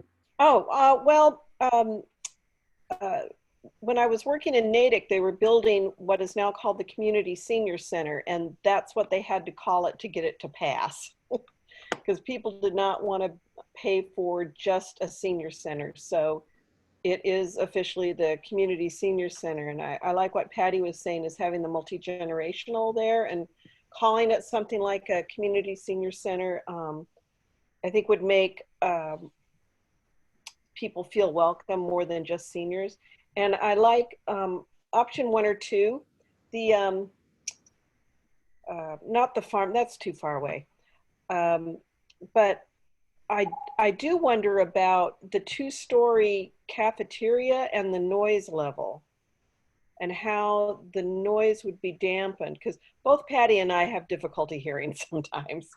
And if we have a bunch of people in there and we've got a lot of noise, I'm just wondering, is that something we're going to regret?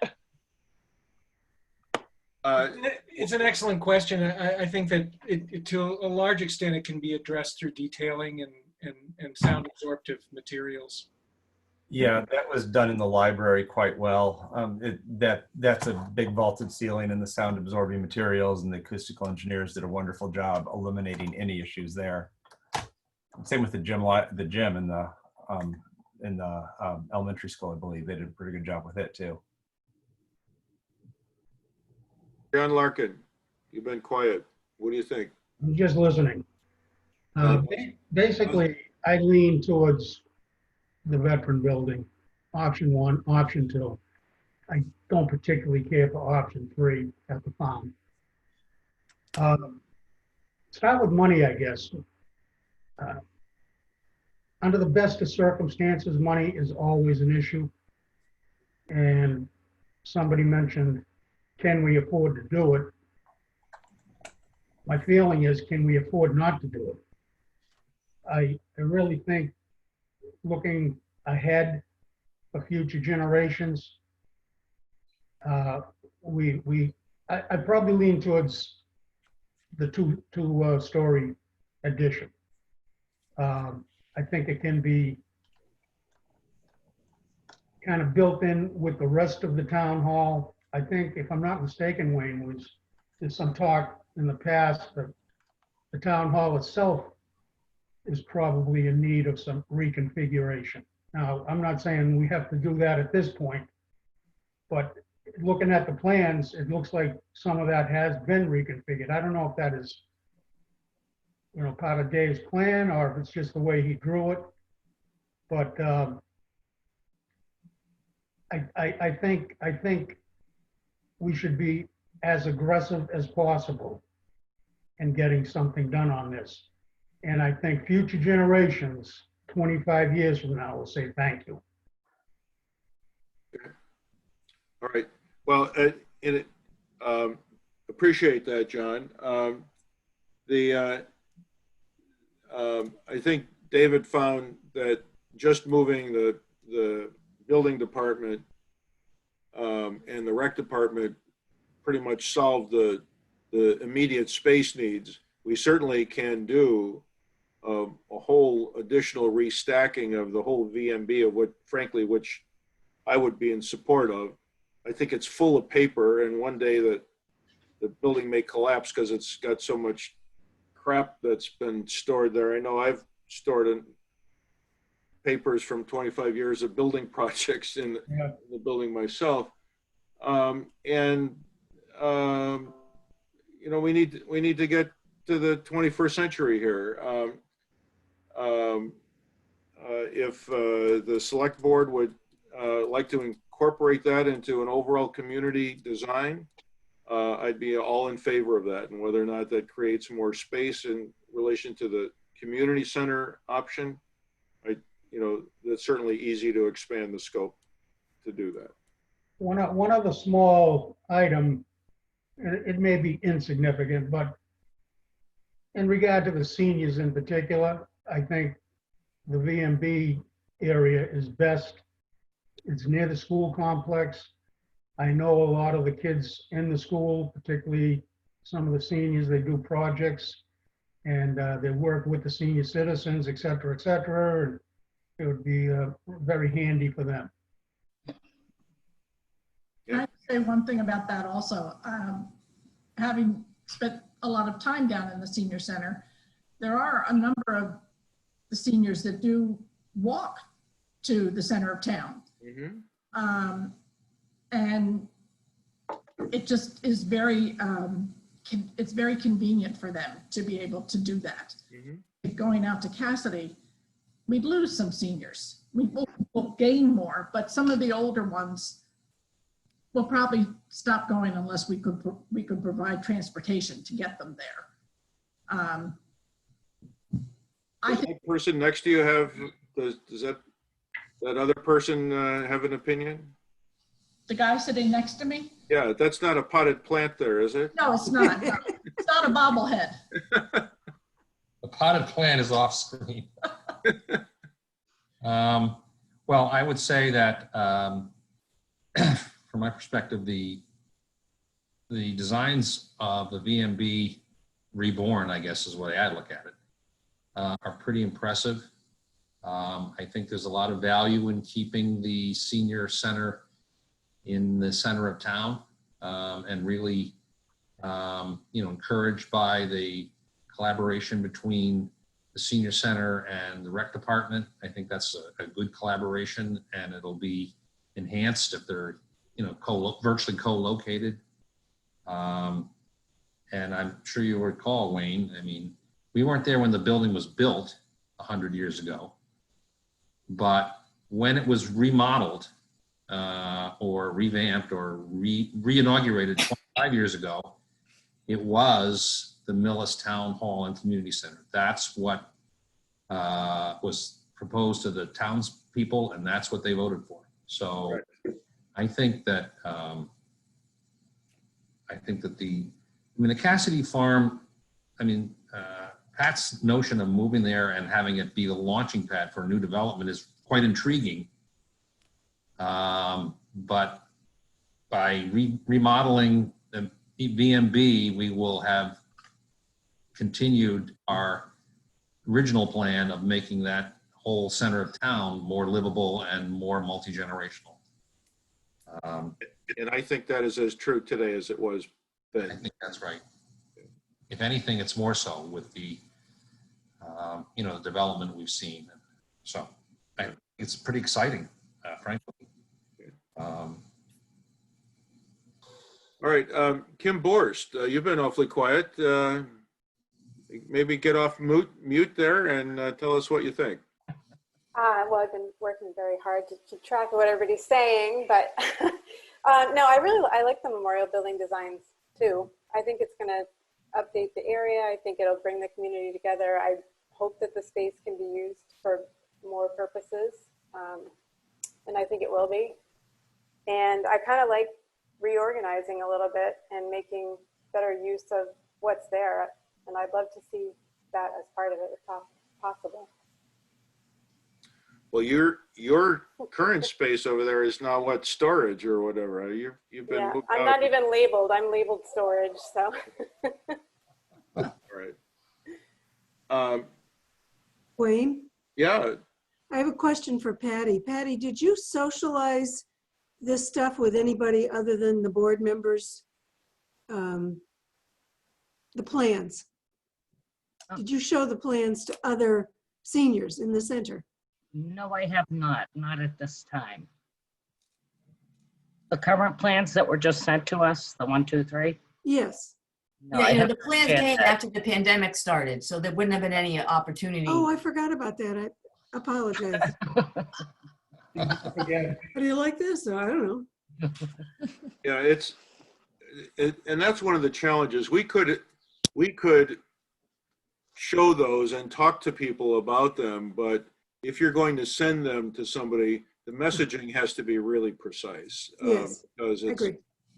at this point, it's really formative and not precise enough, because we get a lot of reaction to people who would all draw different conclusions as to, you know, where we were in the process. And so again, I think that's going to be, that next step is going to be hard to do, is how do we get this out to the community and get their reaction. So I think that's going to be the challenge. We may have to wait a little while until the restrictions are lifted, and maybe we can figure out a way to do some type of town hall and get this out there. So we'll have to think about how best to do that. I'll just throw this out to you guys. I was very, very much in favor of Cassidy Farm when we first started this. And after seeing these your program here, guys, I kind of think that Veterans Memorial Building, at this point, you're bringing the town together. There's more opportunity for extended day there than we would have at Cassidy Farm, and there's more opportunity to bring people together. I think the plans look intriguing, and thank you very much for presenting these. Hate to say it, but I think VMB is probably our best choice at this point. Why do you hate to say it? Well, because I just love, you know, I do Oak Grove and I love that area, and I just thought it would be wonderful to get our seniors out in the field and whatever, because it's what I like. But when I stop to think about, you know, the total impact on our town and our society, I think keeping us, as you say, that building was there. It's been there for 100 years, Jim. Yep. It's part of our community. We have seniors who went to school there. Yeah. I think it's kind of neat that they would be able to go back to their school to, you know, to do. Bert Landon. That's true. True. So, Bert, you were kind of going in a different direction. What's your thought at this point? I guess, yeah, I was thinking about looking at a fallback plan like Elizabeth was, but apparently that doesn't sit well with anybody else. So I would look at the Veteran Memorial Building as our best option. I think option one would be the one that I would be in favor of. You know, if if this does not go anywhere, it doesn't preclude going back to the voters with it, with another option in the event that we want to do something, Yeah, some point in the future.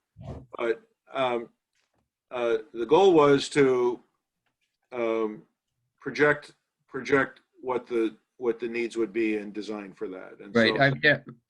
I mean, Chris mentioned about Medfield saying that they were too small already, but Medfield also told us that it was like the third choice. I mean, they asked for like 19,000 square feet initially, and then it went down to 15, and then they ended up with 11 or 12 or something like that. So right. that's the way these things go, I guess.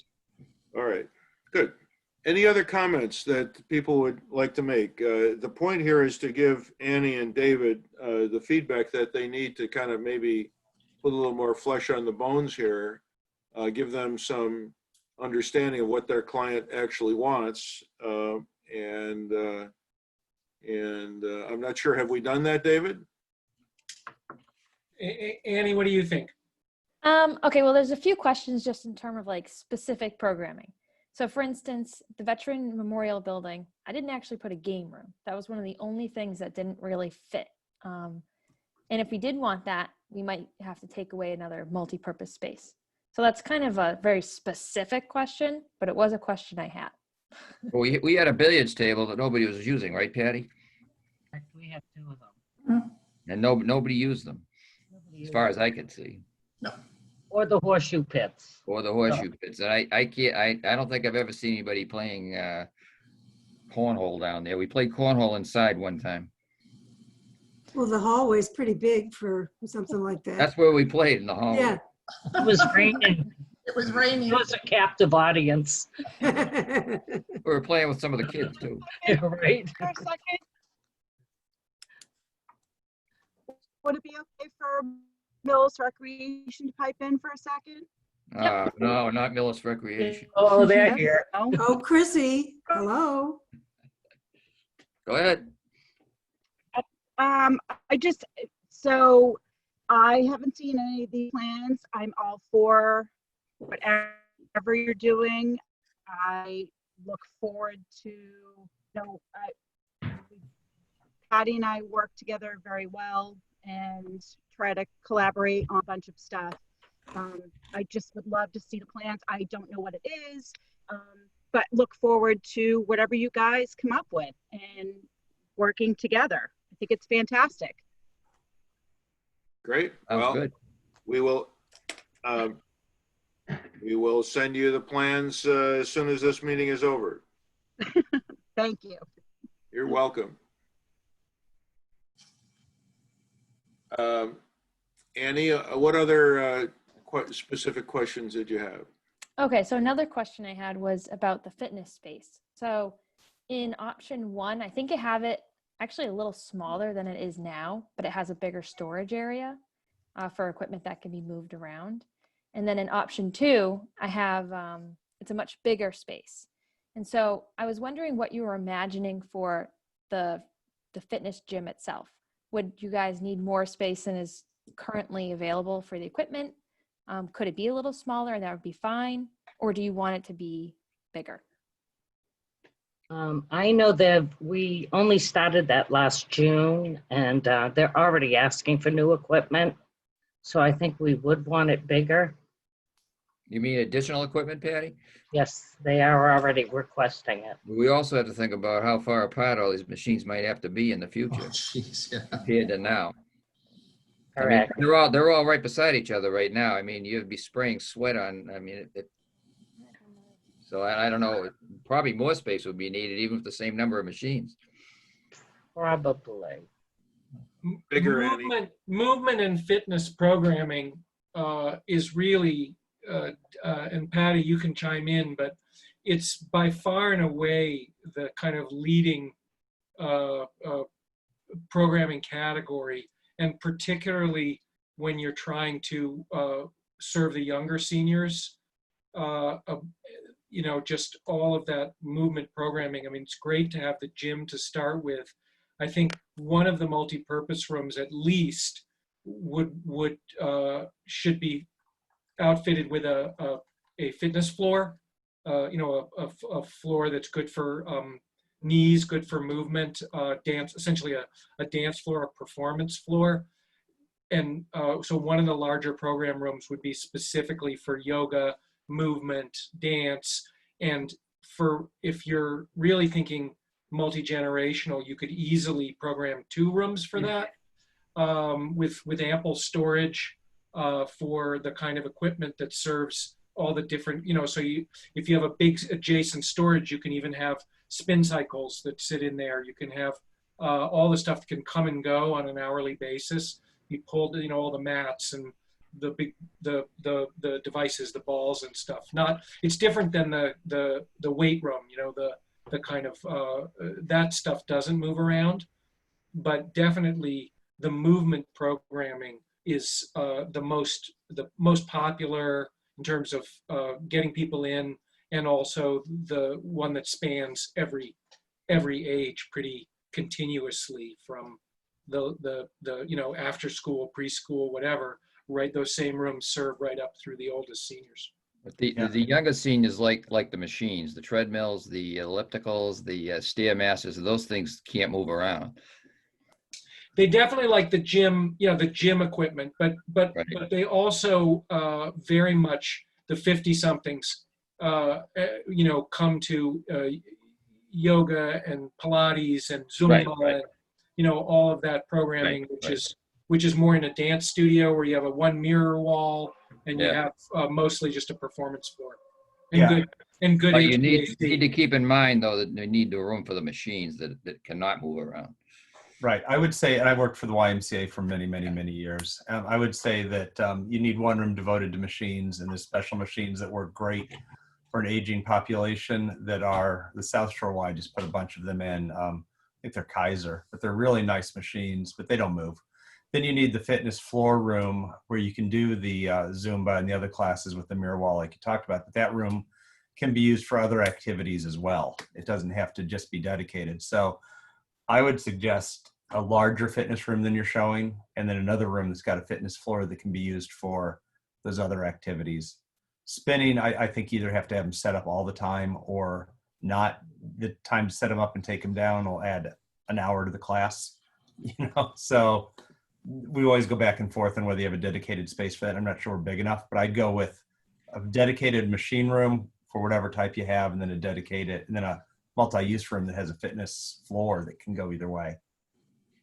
Yeah, it makes sense. Yeah. And that fits into the accordion of square footage is in that 11 to 13,000 that we've got. I mean, I have to say, it's with some, kind of, I don't know, I wouldn't say misgivings, but some uncomfortableness that we even have differences in the square footage between the 3 options. Because I really think that the choice that you should be making between the 3 plans, 1-story, 2-story, and Cassidy Farm, shouldn't be based on the size. Because I think we can make the 2-story scheme smaller, we can make the 1-story scheme bigger, you can do anything you want at Cassidy Farm. And I think you're leaning towards a decision about in town or out of town.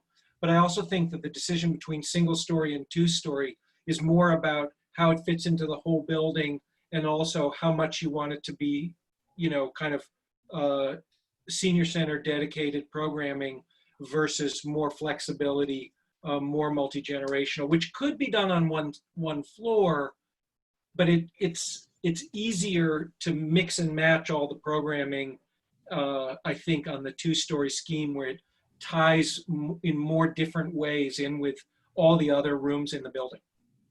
It's more of a whole building expansion.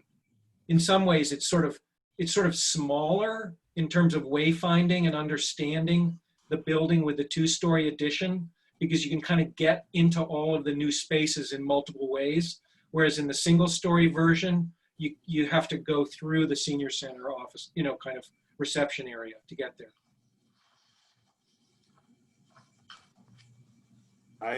I'm leaning towards option 2.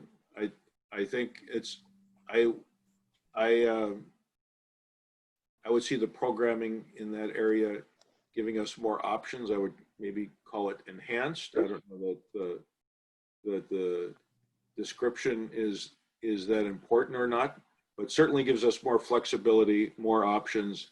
I think, you know, this discussion about wanting to attract whatever population, a good fitness room, good fitness rooms, as Craig and everybody else has been talking about, I think are key.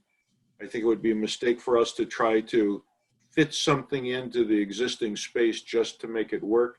I don't think that's accomplishing the goal.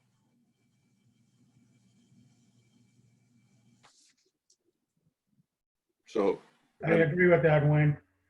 And I think the big picture, the whole building should be, have a hard look. It may not happen now, but I think it should be looked at, that how things can be tied together down the line. And I know money's tight and all that, and people talk about hard times, but hard times aren't gonna last forever. And I talked to Wayne about this before, but if you want to get out ahead of, you know, having more flexibility in the whole building, I think getting some preliminary proposals for digitizing the records that don't have to be kept in paper from all departments to you know, I mean, obviously there's heavier lifting, so to speak, of getting departments to basically just throw away stuff that they're not required to keep. But scanning materials is not inexpensive, but obviously you're buying back your space. And if you had some pricing on that before you went into space planning, it gives you more leverage. So Jim McCaffrey, what do you think the appetite is to pursue that a little further? We can certainly ask the question.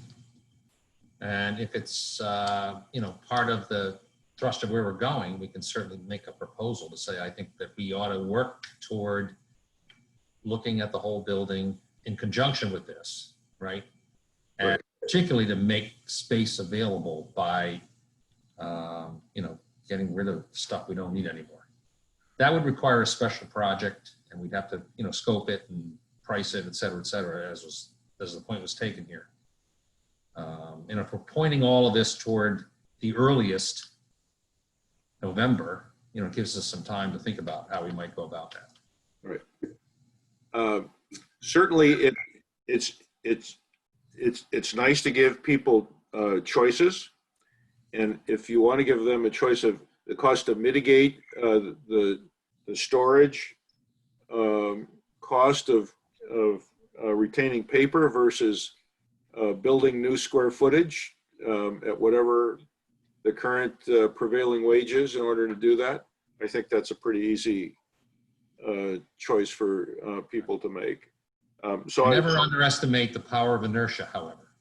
Well, that's true, and people don't like to change, and I think certainly moving people around, even in the VMB, based on my own experience in private industry of trying to move people in offices, that's not an easy thing to do. So I think there's some work ahead even on that front if we decide that. Wayne, I had asked a question early on about whether people thought that the two-story addition that you could get by with the existing elevator serving the whole building with the two-story scheme. Yeah. And does that feel okay? You guys who've ridden that elevator, it's not that much further, but it's obviously not right where all the new program rooms are. Or would you need a second elevator linking those two floors? Interested in feedback on that question. I would be okay with it. To me, it's really more a question to Patty and the Council on Aging folks. Would also that other stairway, the other stairway entrance on the side, the front side of Veterans Memorial Building, would that also be there? Yeah, yes. And my thought about adding that, you mean the stairway linking the two floors or the little entrance from the parking lot? Little entrance from the parking lot. Yeah, that shows up on both plans, and I don't think that it needs to be handicap accessible because it's just on the other side of the big staircase up from the elevator entrance. So I think that we could ask the building department to sort of see it all as one accessible entrance on the front side there, the parking lot side. And if the building inspector wasn't comfortable with that, we could go for a variance from Boston, from the MAB, because we're adding a new fully accessible roll-in entrance around the other side of the building. There's already the elevator entrance. And if you move the building department, there's even another accessible entrance on that corner. So I think you could easily get a variance to not have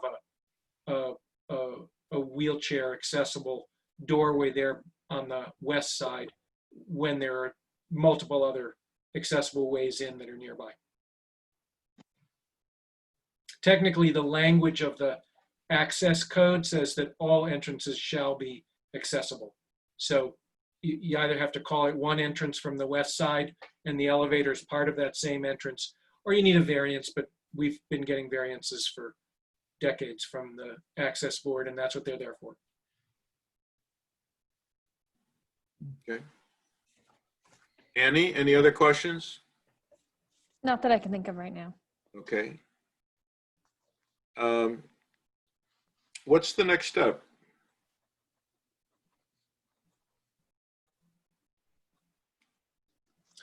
What's your answer to that question, Wayne? I mean, we can clean up the 3 drawings we have.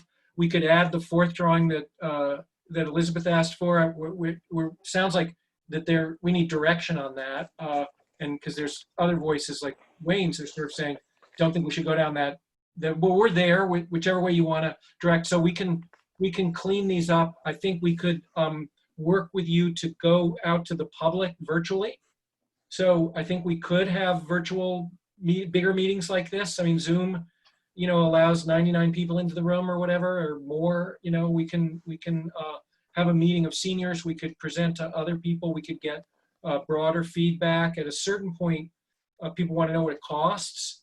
And so we kind of dial in the program a little tighter on the drawings and write up some outline specifications, some descriptions, and bring in the cost estimator once we're kind of confident that we've drawn the right options that we're pricing, and we can add that pricing into the mix.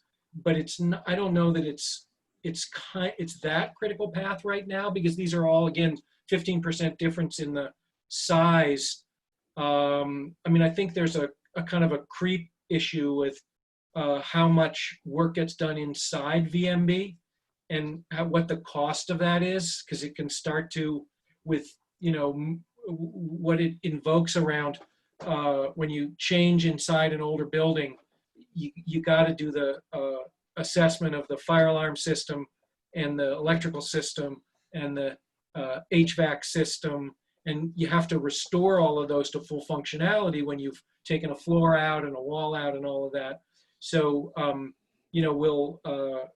we'll have to get pretty much clear on what we want to price, and then get all that detail in the hands of the cost estimators. But ultimately, that'll bring us pretty close to being able to sort of deliver a finished product for the scope of work in this study. So really the question is, what's the political arc that really helps you guys out from now until when you have a product to bring to town meeting?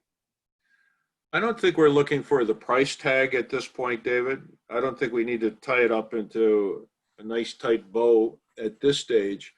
I think what we need to do is have more of an understanding of the 3 options. And I would say, yes, tighten up your drawings to the extent that this discussion helps you with that. I think the other thing that would be helpful for going out to the public is if we could develop the elevation drawings a little more. They're line sketches today, but I think people that don't see those on a regular basis, those help people visualize, and you made a good point at the start of this session tonight, and it's key to this whole project of getting out of the basement. And so I think your elevation drawings um, with color and some a little more development will help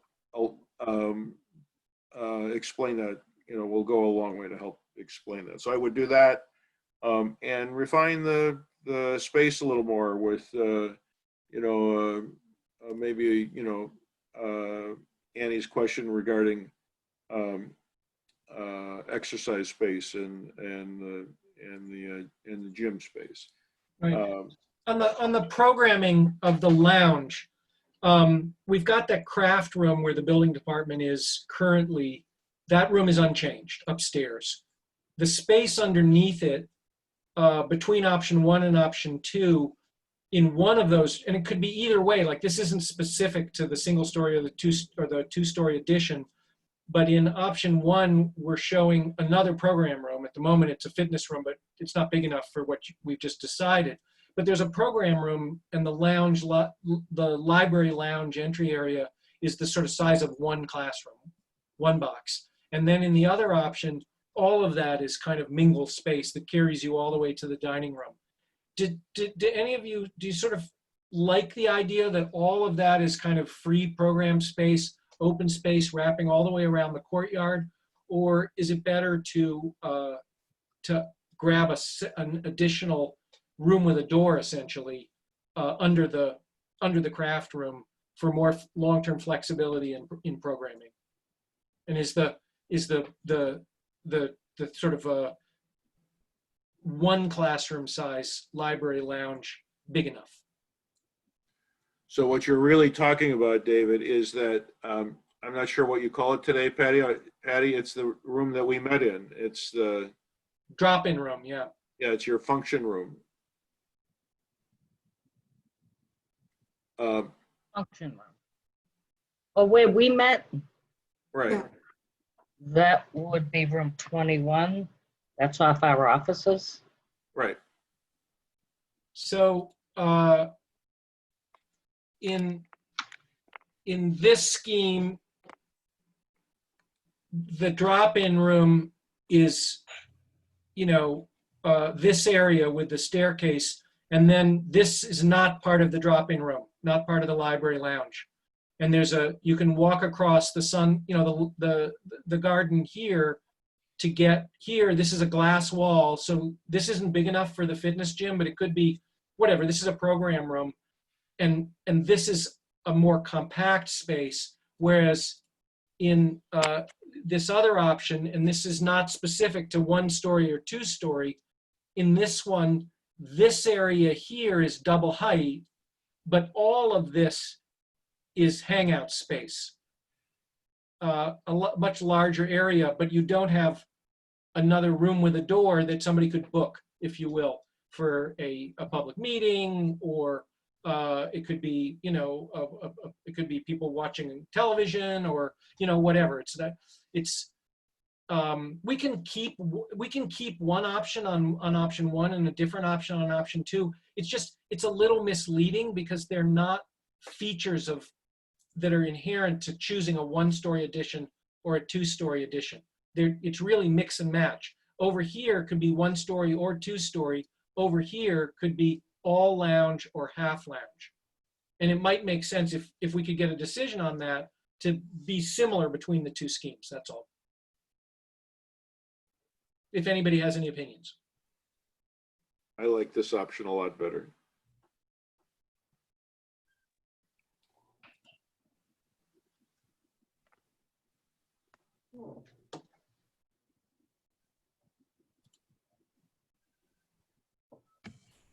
And there is there could be doors here. For instance, what Annie's indicating, she's suggesting, this could be a television or a fireplace, or, whatever. You could have a fireplace out on this wall or over here. All this stuff needs to be designed and kind of fleshed out, but this is more isolated. It's got a lower ceiling, and this is the big room that people can look down into from the upstairs corridor. Anybody else, or we're gonna let Wayne have the first and last word on that? I like the openness of the two areas rather Yes, than the like this. closed in. Yeah. it's more inviting for people to go in and sit and have a cup of coffee and talk with their friends or that type of thing. Yeah, and I mean, we've visited a lot of senior centers in the region, and this is not atypical that there are multiple hangout spaces that aren't behind doors. What does this option do to the fitness center location? So it seems to be an important issue. Well, again, 1 story versus 2 stories. Right now, the fitness room is over here. That might be a really good location for the fixed equipment room. Yeah. You know, it's big, and again, it's doesn't have the. It's not a dance studio. It's got the slightly lower ceiling, the smaller windows, versus upstairs here, where all 3 of these rooms are, or however, this could be 4 rooms. Again, there could be some of these could be folding walls. How these are used, but this has the high ceiling and the great big windows. So it might make sense that the movement room is up here along with other flexible programmable rooms, and that the room on the lower level has also then people are, it's just more, you can isolate acoustically this room a lot more easily. You know, close the doors and it's not on top of, you don't have banging on top of some place where people are watching a movie. David, let me ask you a question. On option 1, the single story, the 1 story, how far out of the ground does that come? How tall is the addition, or how high is it compared with the ground over here? Exactly. How far does it come out of the ground? Well, to some extent, as far as we want it to, because it's you know, it probably I mean, it's the dirt here is almost 5 to 6 feet up above that floor.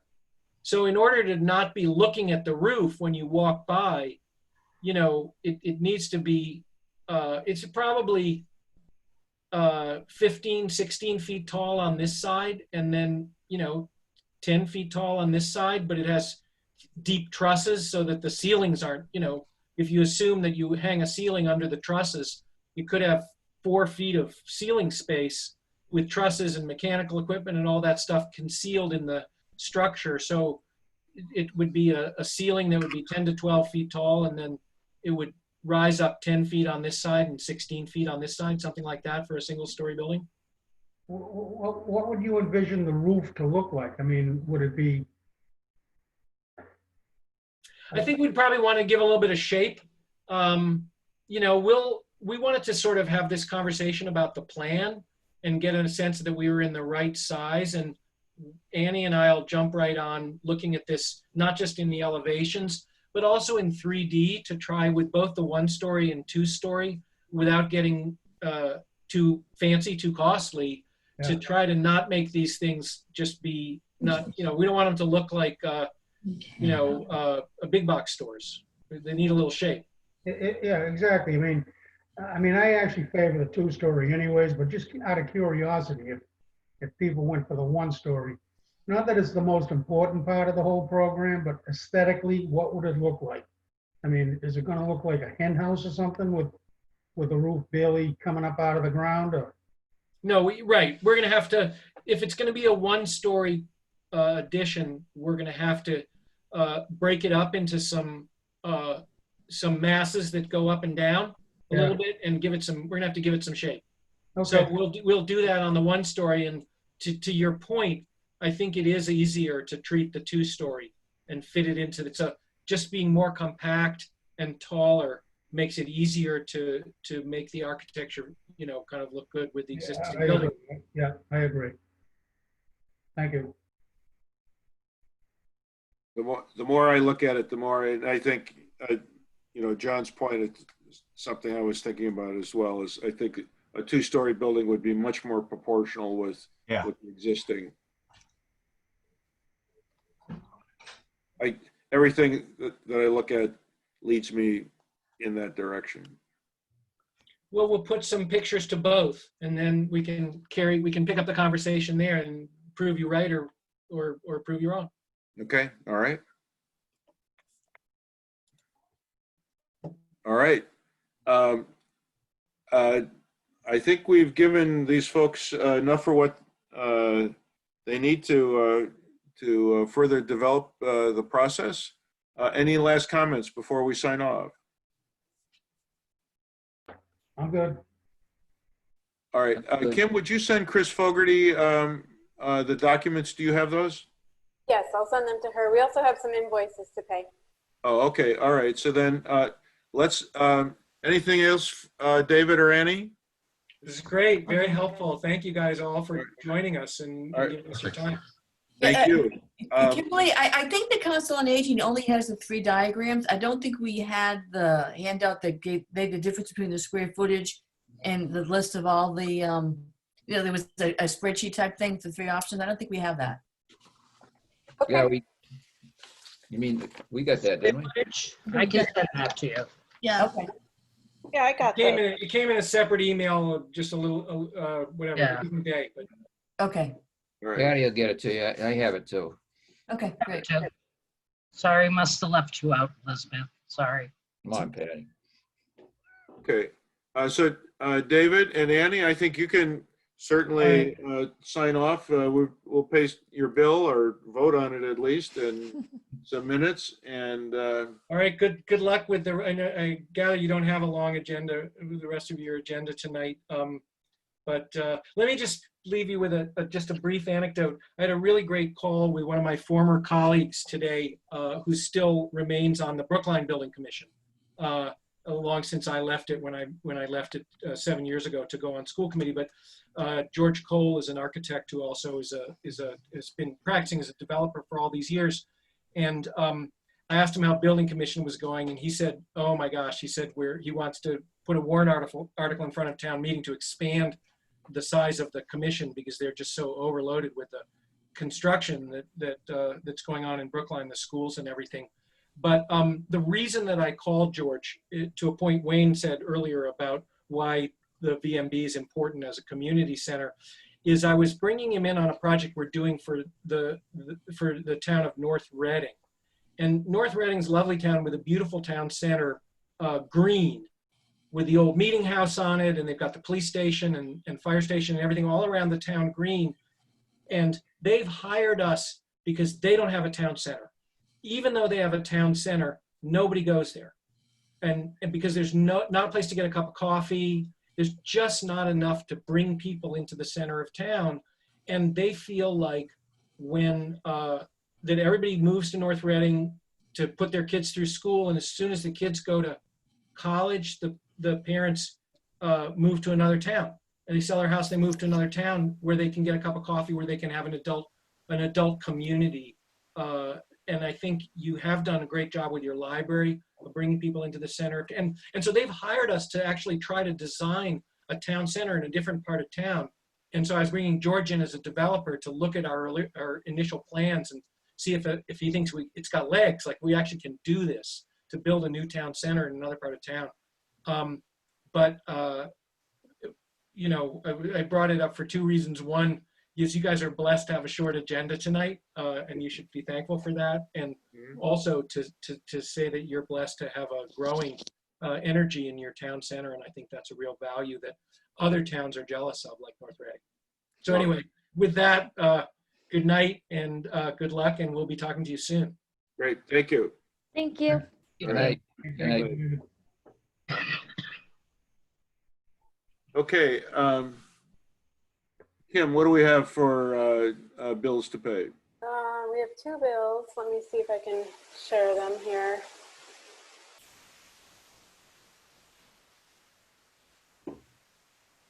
Can you see that? Not yet. Here we go. Okay, so this is the Abacus invoice that you sent over today for $10,500.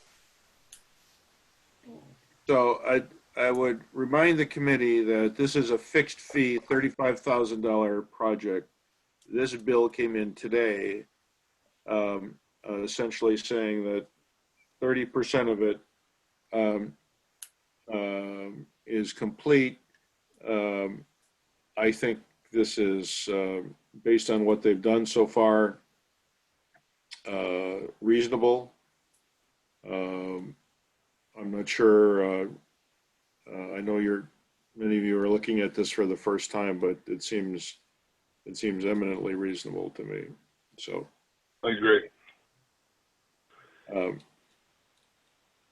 Diane, Craig, I'll make a motion, we pay Abacus $10,500 for the 30% complete billing. I will second that. any discussion? We'll do this by roll. John Larkin, how do you vote? Aye. Pat Sheehan, how do you vote? Yes. Craig Schultz, how do you vote? Aye. Diane Germain, how do you vote? Aye. And Wayne Clarko votes aye. Motion carries unanimously. Thank you. Okay, and there's one more. This was for the hazardous materials identification survey at Town Hall. Yes. And where's the name? Universal Environmental Consultants did this. This is our friend Amar Deeb. Oh, man. Amar Deeb. Pat, I'm sure you can recall. Yeah. They hired him to do a survey for the existing building to see what might be asbestos containing. Wayne, Yes, Diane. why was this part of their $35,000 fixed fee? It was not. We agreed, or wait. There was a need to test beyond the senior center. Mike Kaczynski agreed to find funds to test that portion. What I'm not sure about is this 2,700 the entire amount, or is it the amount just for the senior center?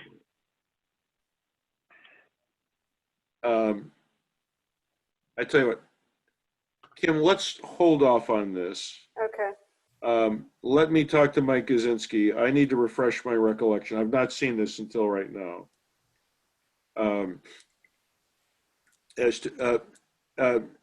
Diane, I think you're absolutely right. The portion that was part of the senior center project was going to be absorbed by Abacus, but the additional amount was going to be paid for by the town. I just don't remember seeing the amounts, or if I did, it was too long ago. I don't recall. I'll have to go back and look. Okay. So let's hold off on this then. All right. Okay. Okay. And do we have minutes? We don't. Our last meeting was a joint meeting of talking about different, the DPW we talked about and Lansing Millis, so they were approved at a subsequent meeting. Okay. All right. So it's too bad, Kim. I would have read them. Yeah. Oh, I can always count on you, Pat. Thanks for that, Pat. I see you came in from the patio out there. Early finished your gin and tonic. No. All right. Any other questions, comments before we sign off? And I think this is a good exchange. We need to talk about this and get people's thoughts, and I think this is a necessary process. So I think we had a good discussion. Hopefully we're moving the ball ahead. I agree. Yeah. All right. Okay. Move we adjourn. Seem like good architects too. Yeah, they are good. Yeah, I like them. They're thoughtful. Made the right choice. Yep. We don't always do that, Pat, do we? Nope. Oh, we could go back a few years. All right. Well, thank you, everybody. Thank you. All right. Yeah. Good night. Okay. Thank you. Good night. See you later. Good night, everybody. Good night.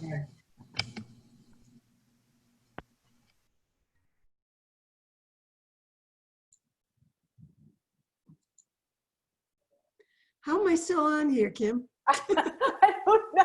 I'm trying to end. I was waiting. I didn't, if anybody wanted There to. we go. Yeah. All right. Goodbye.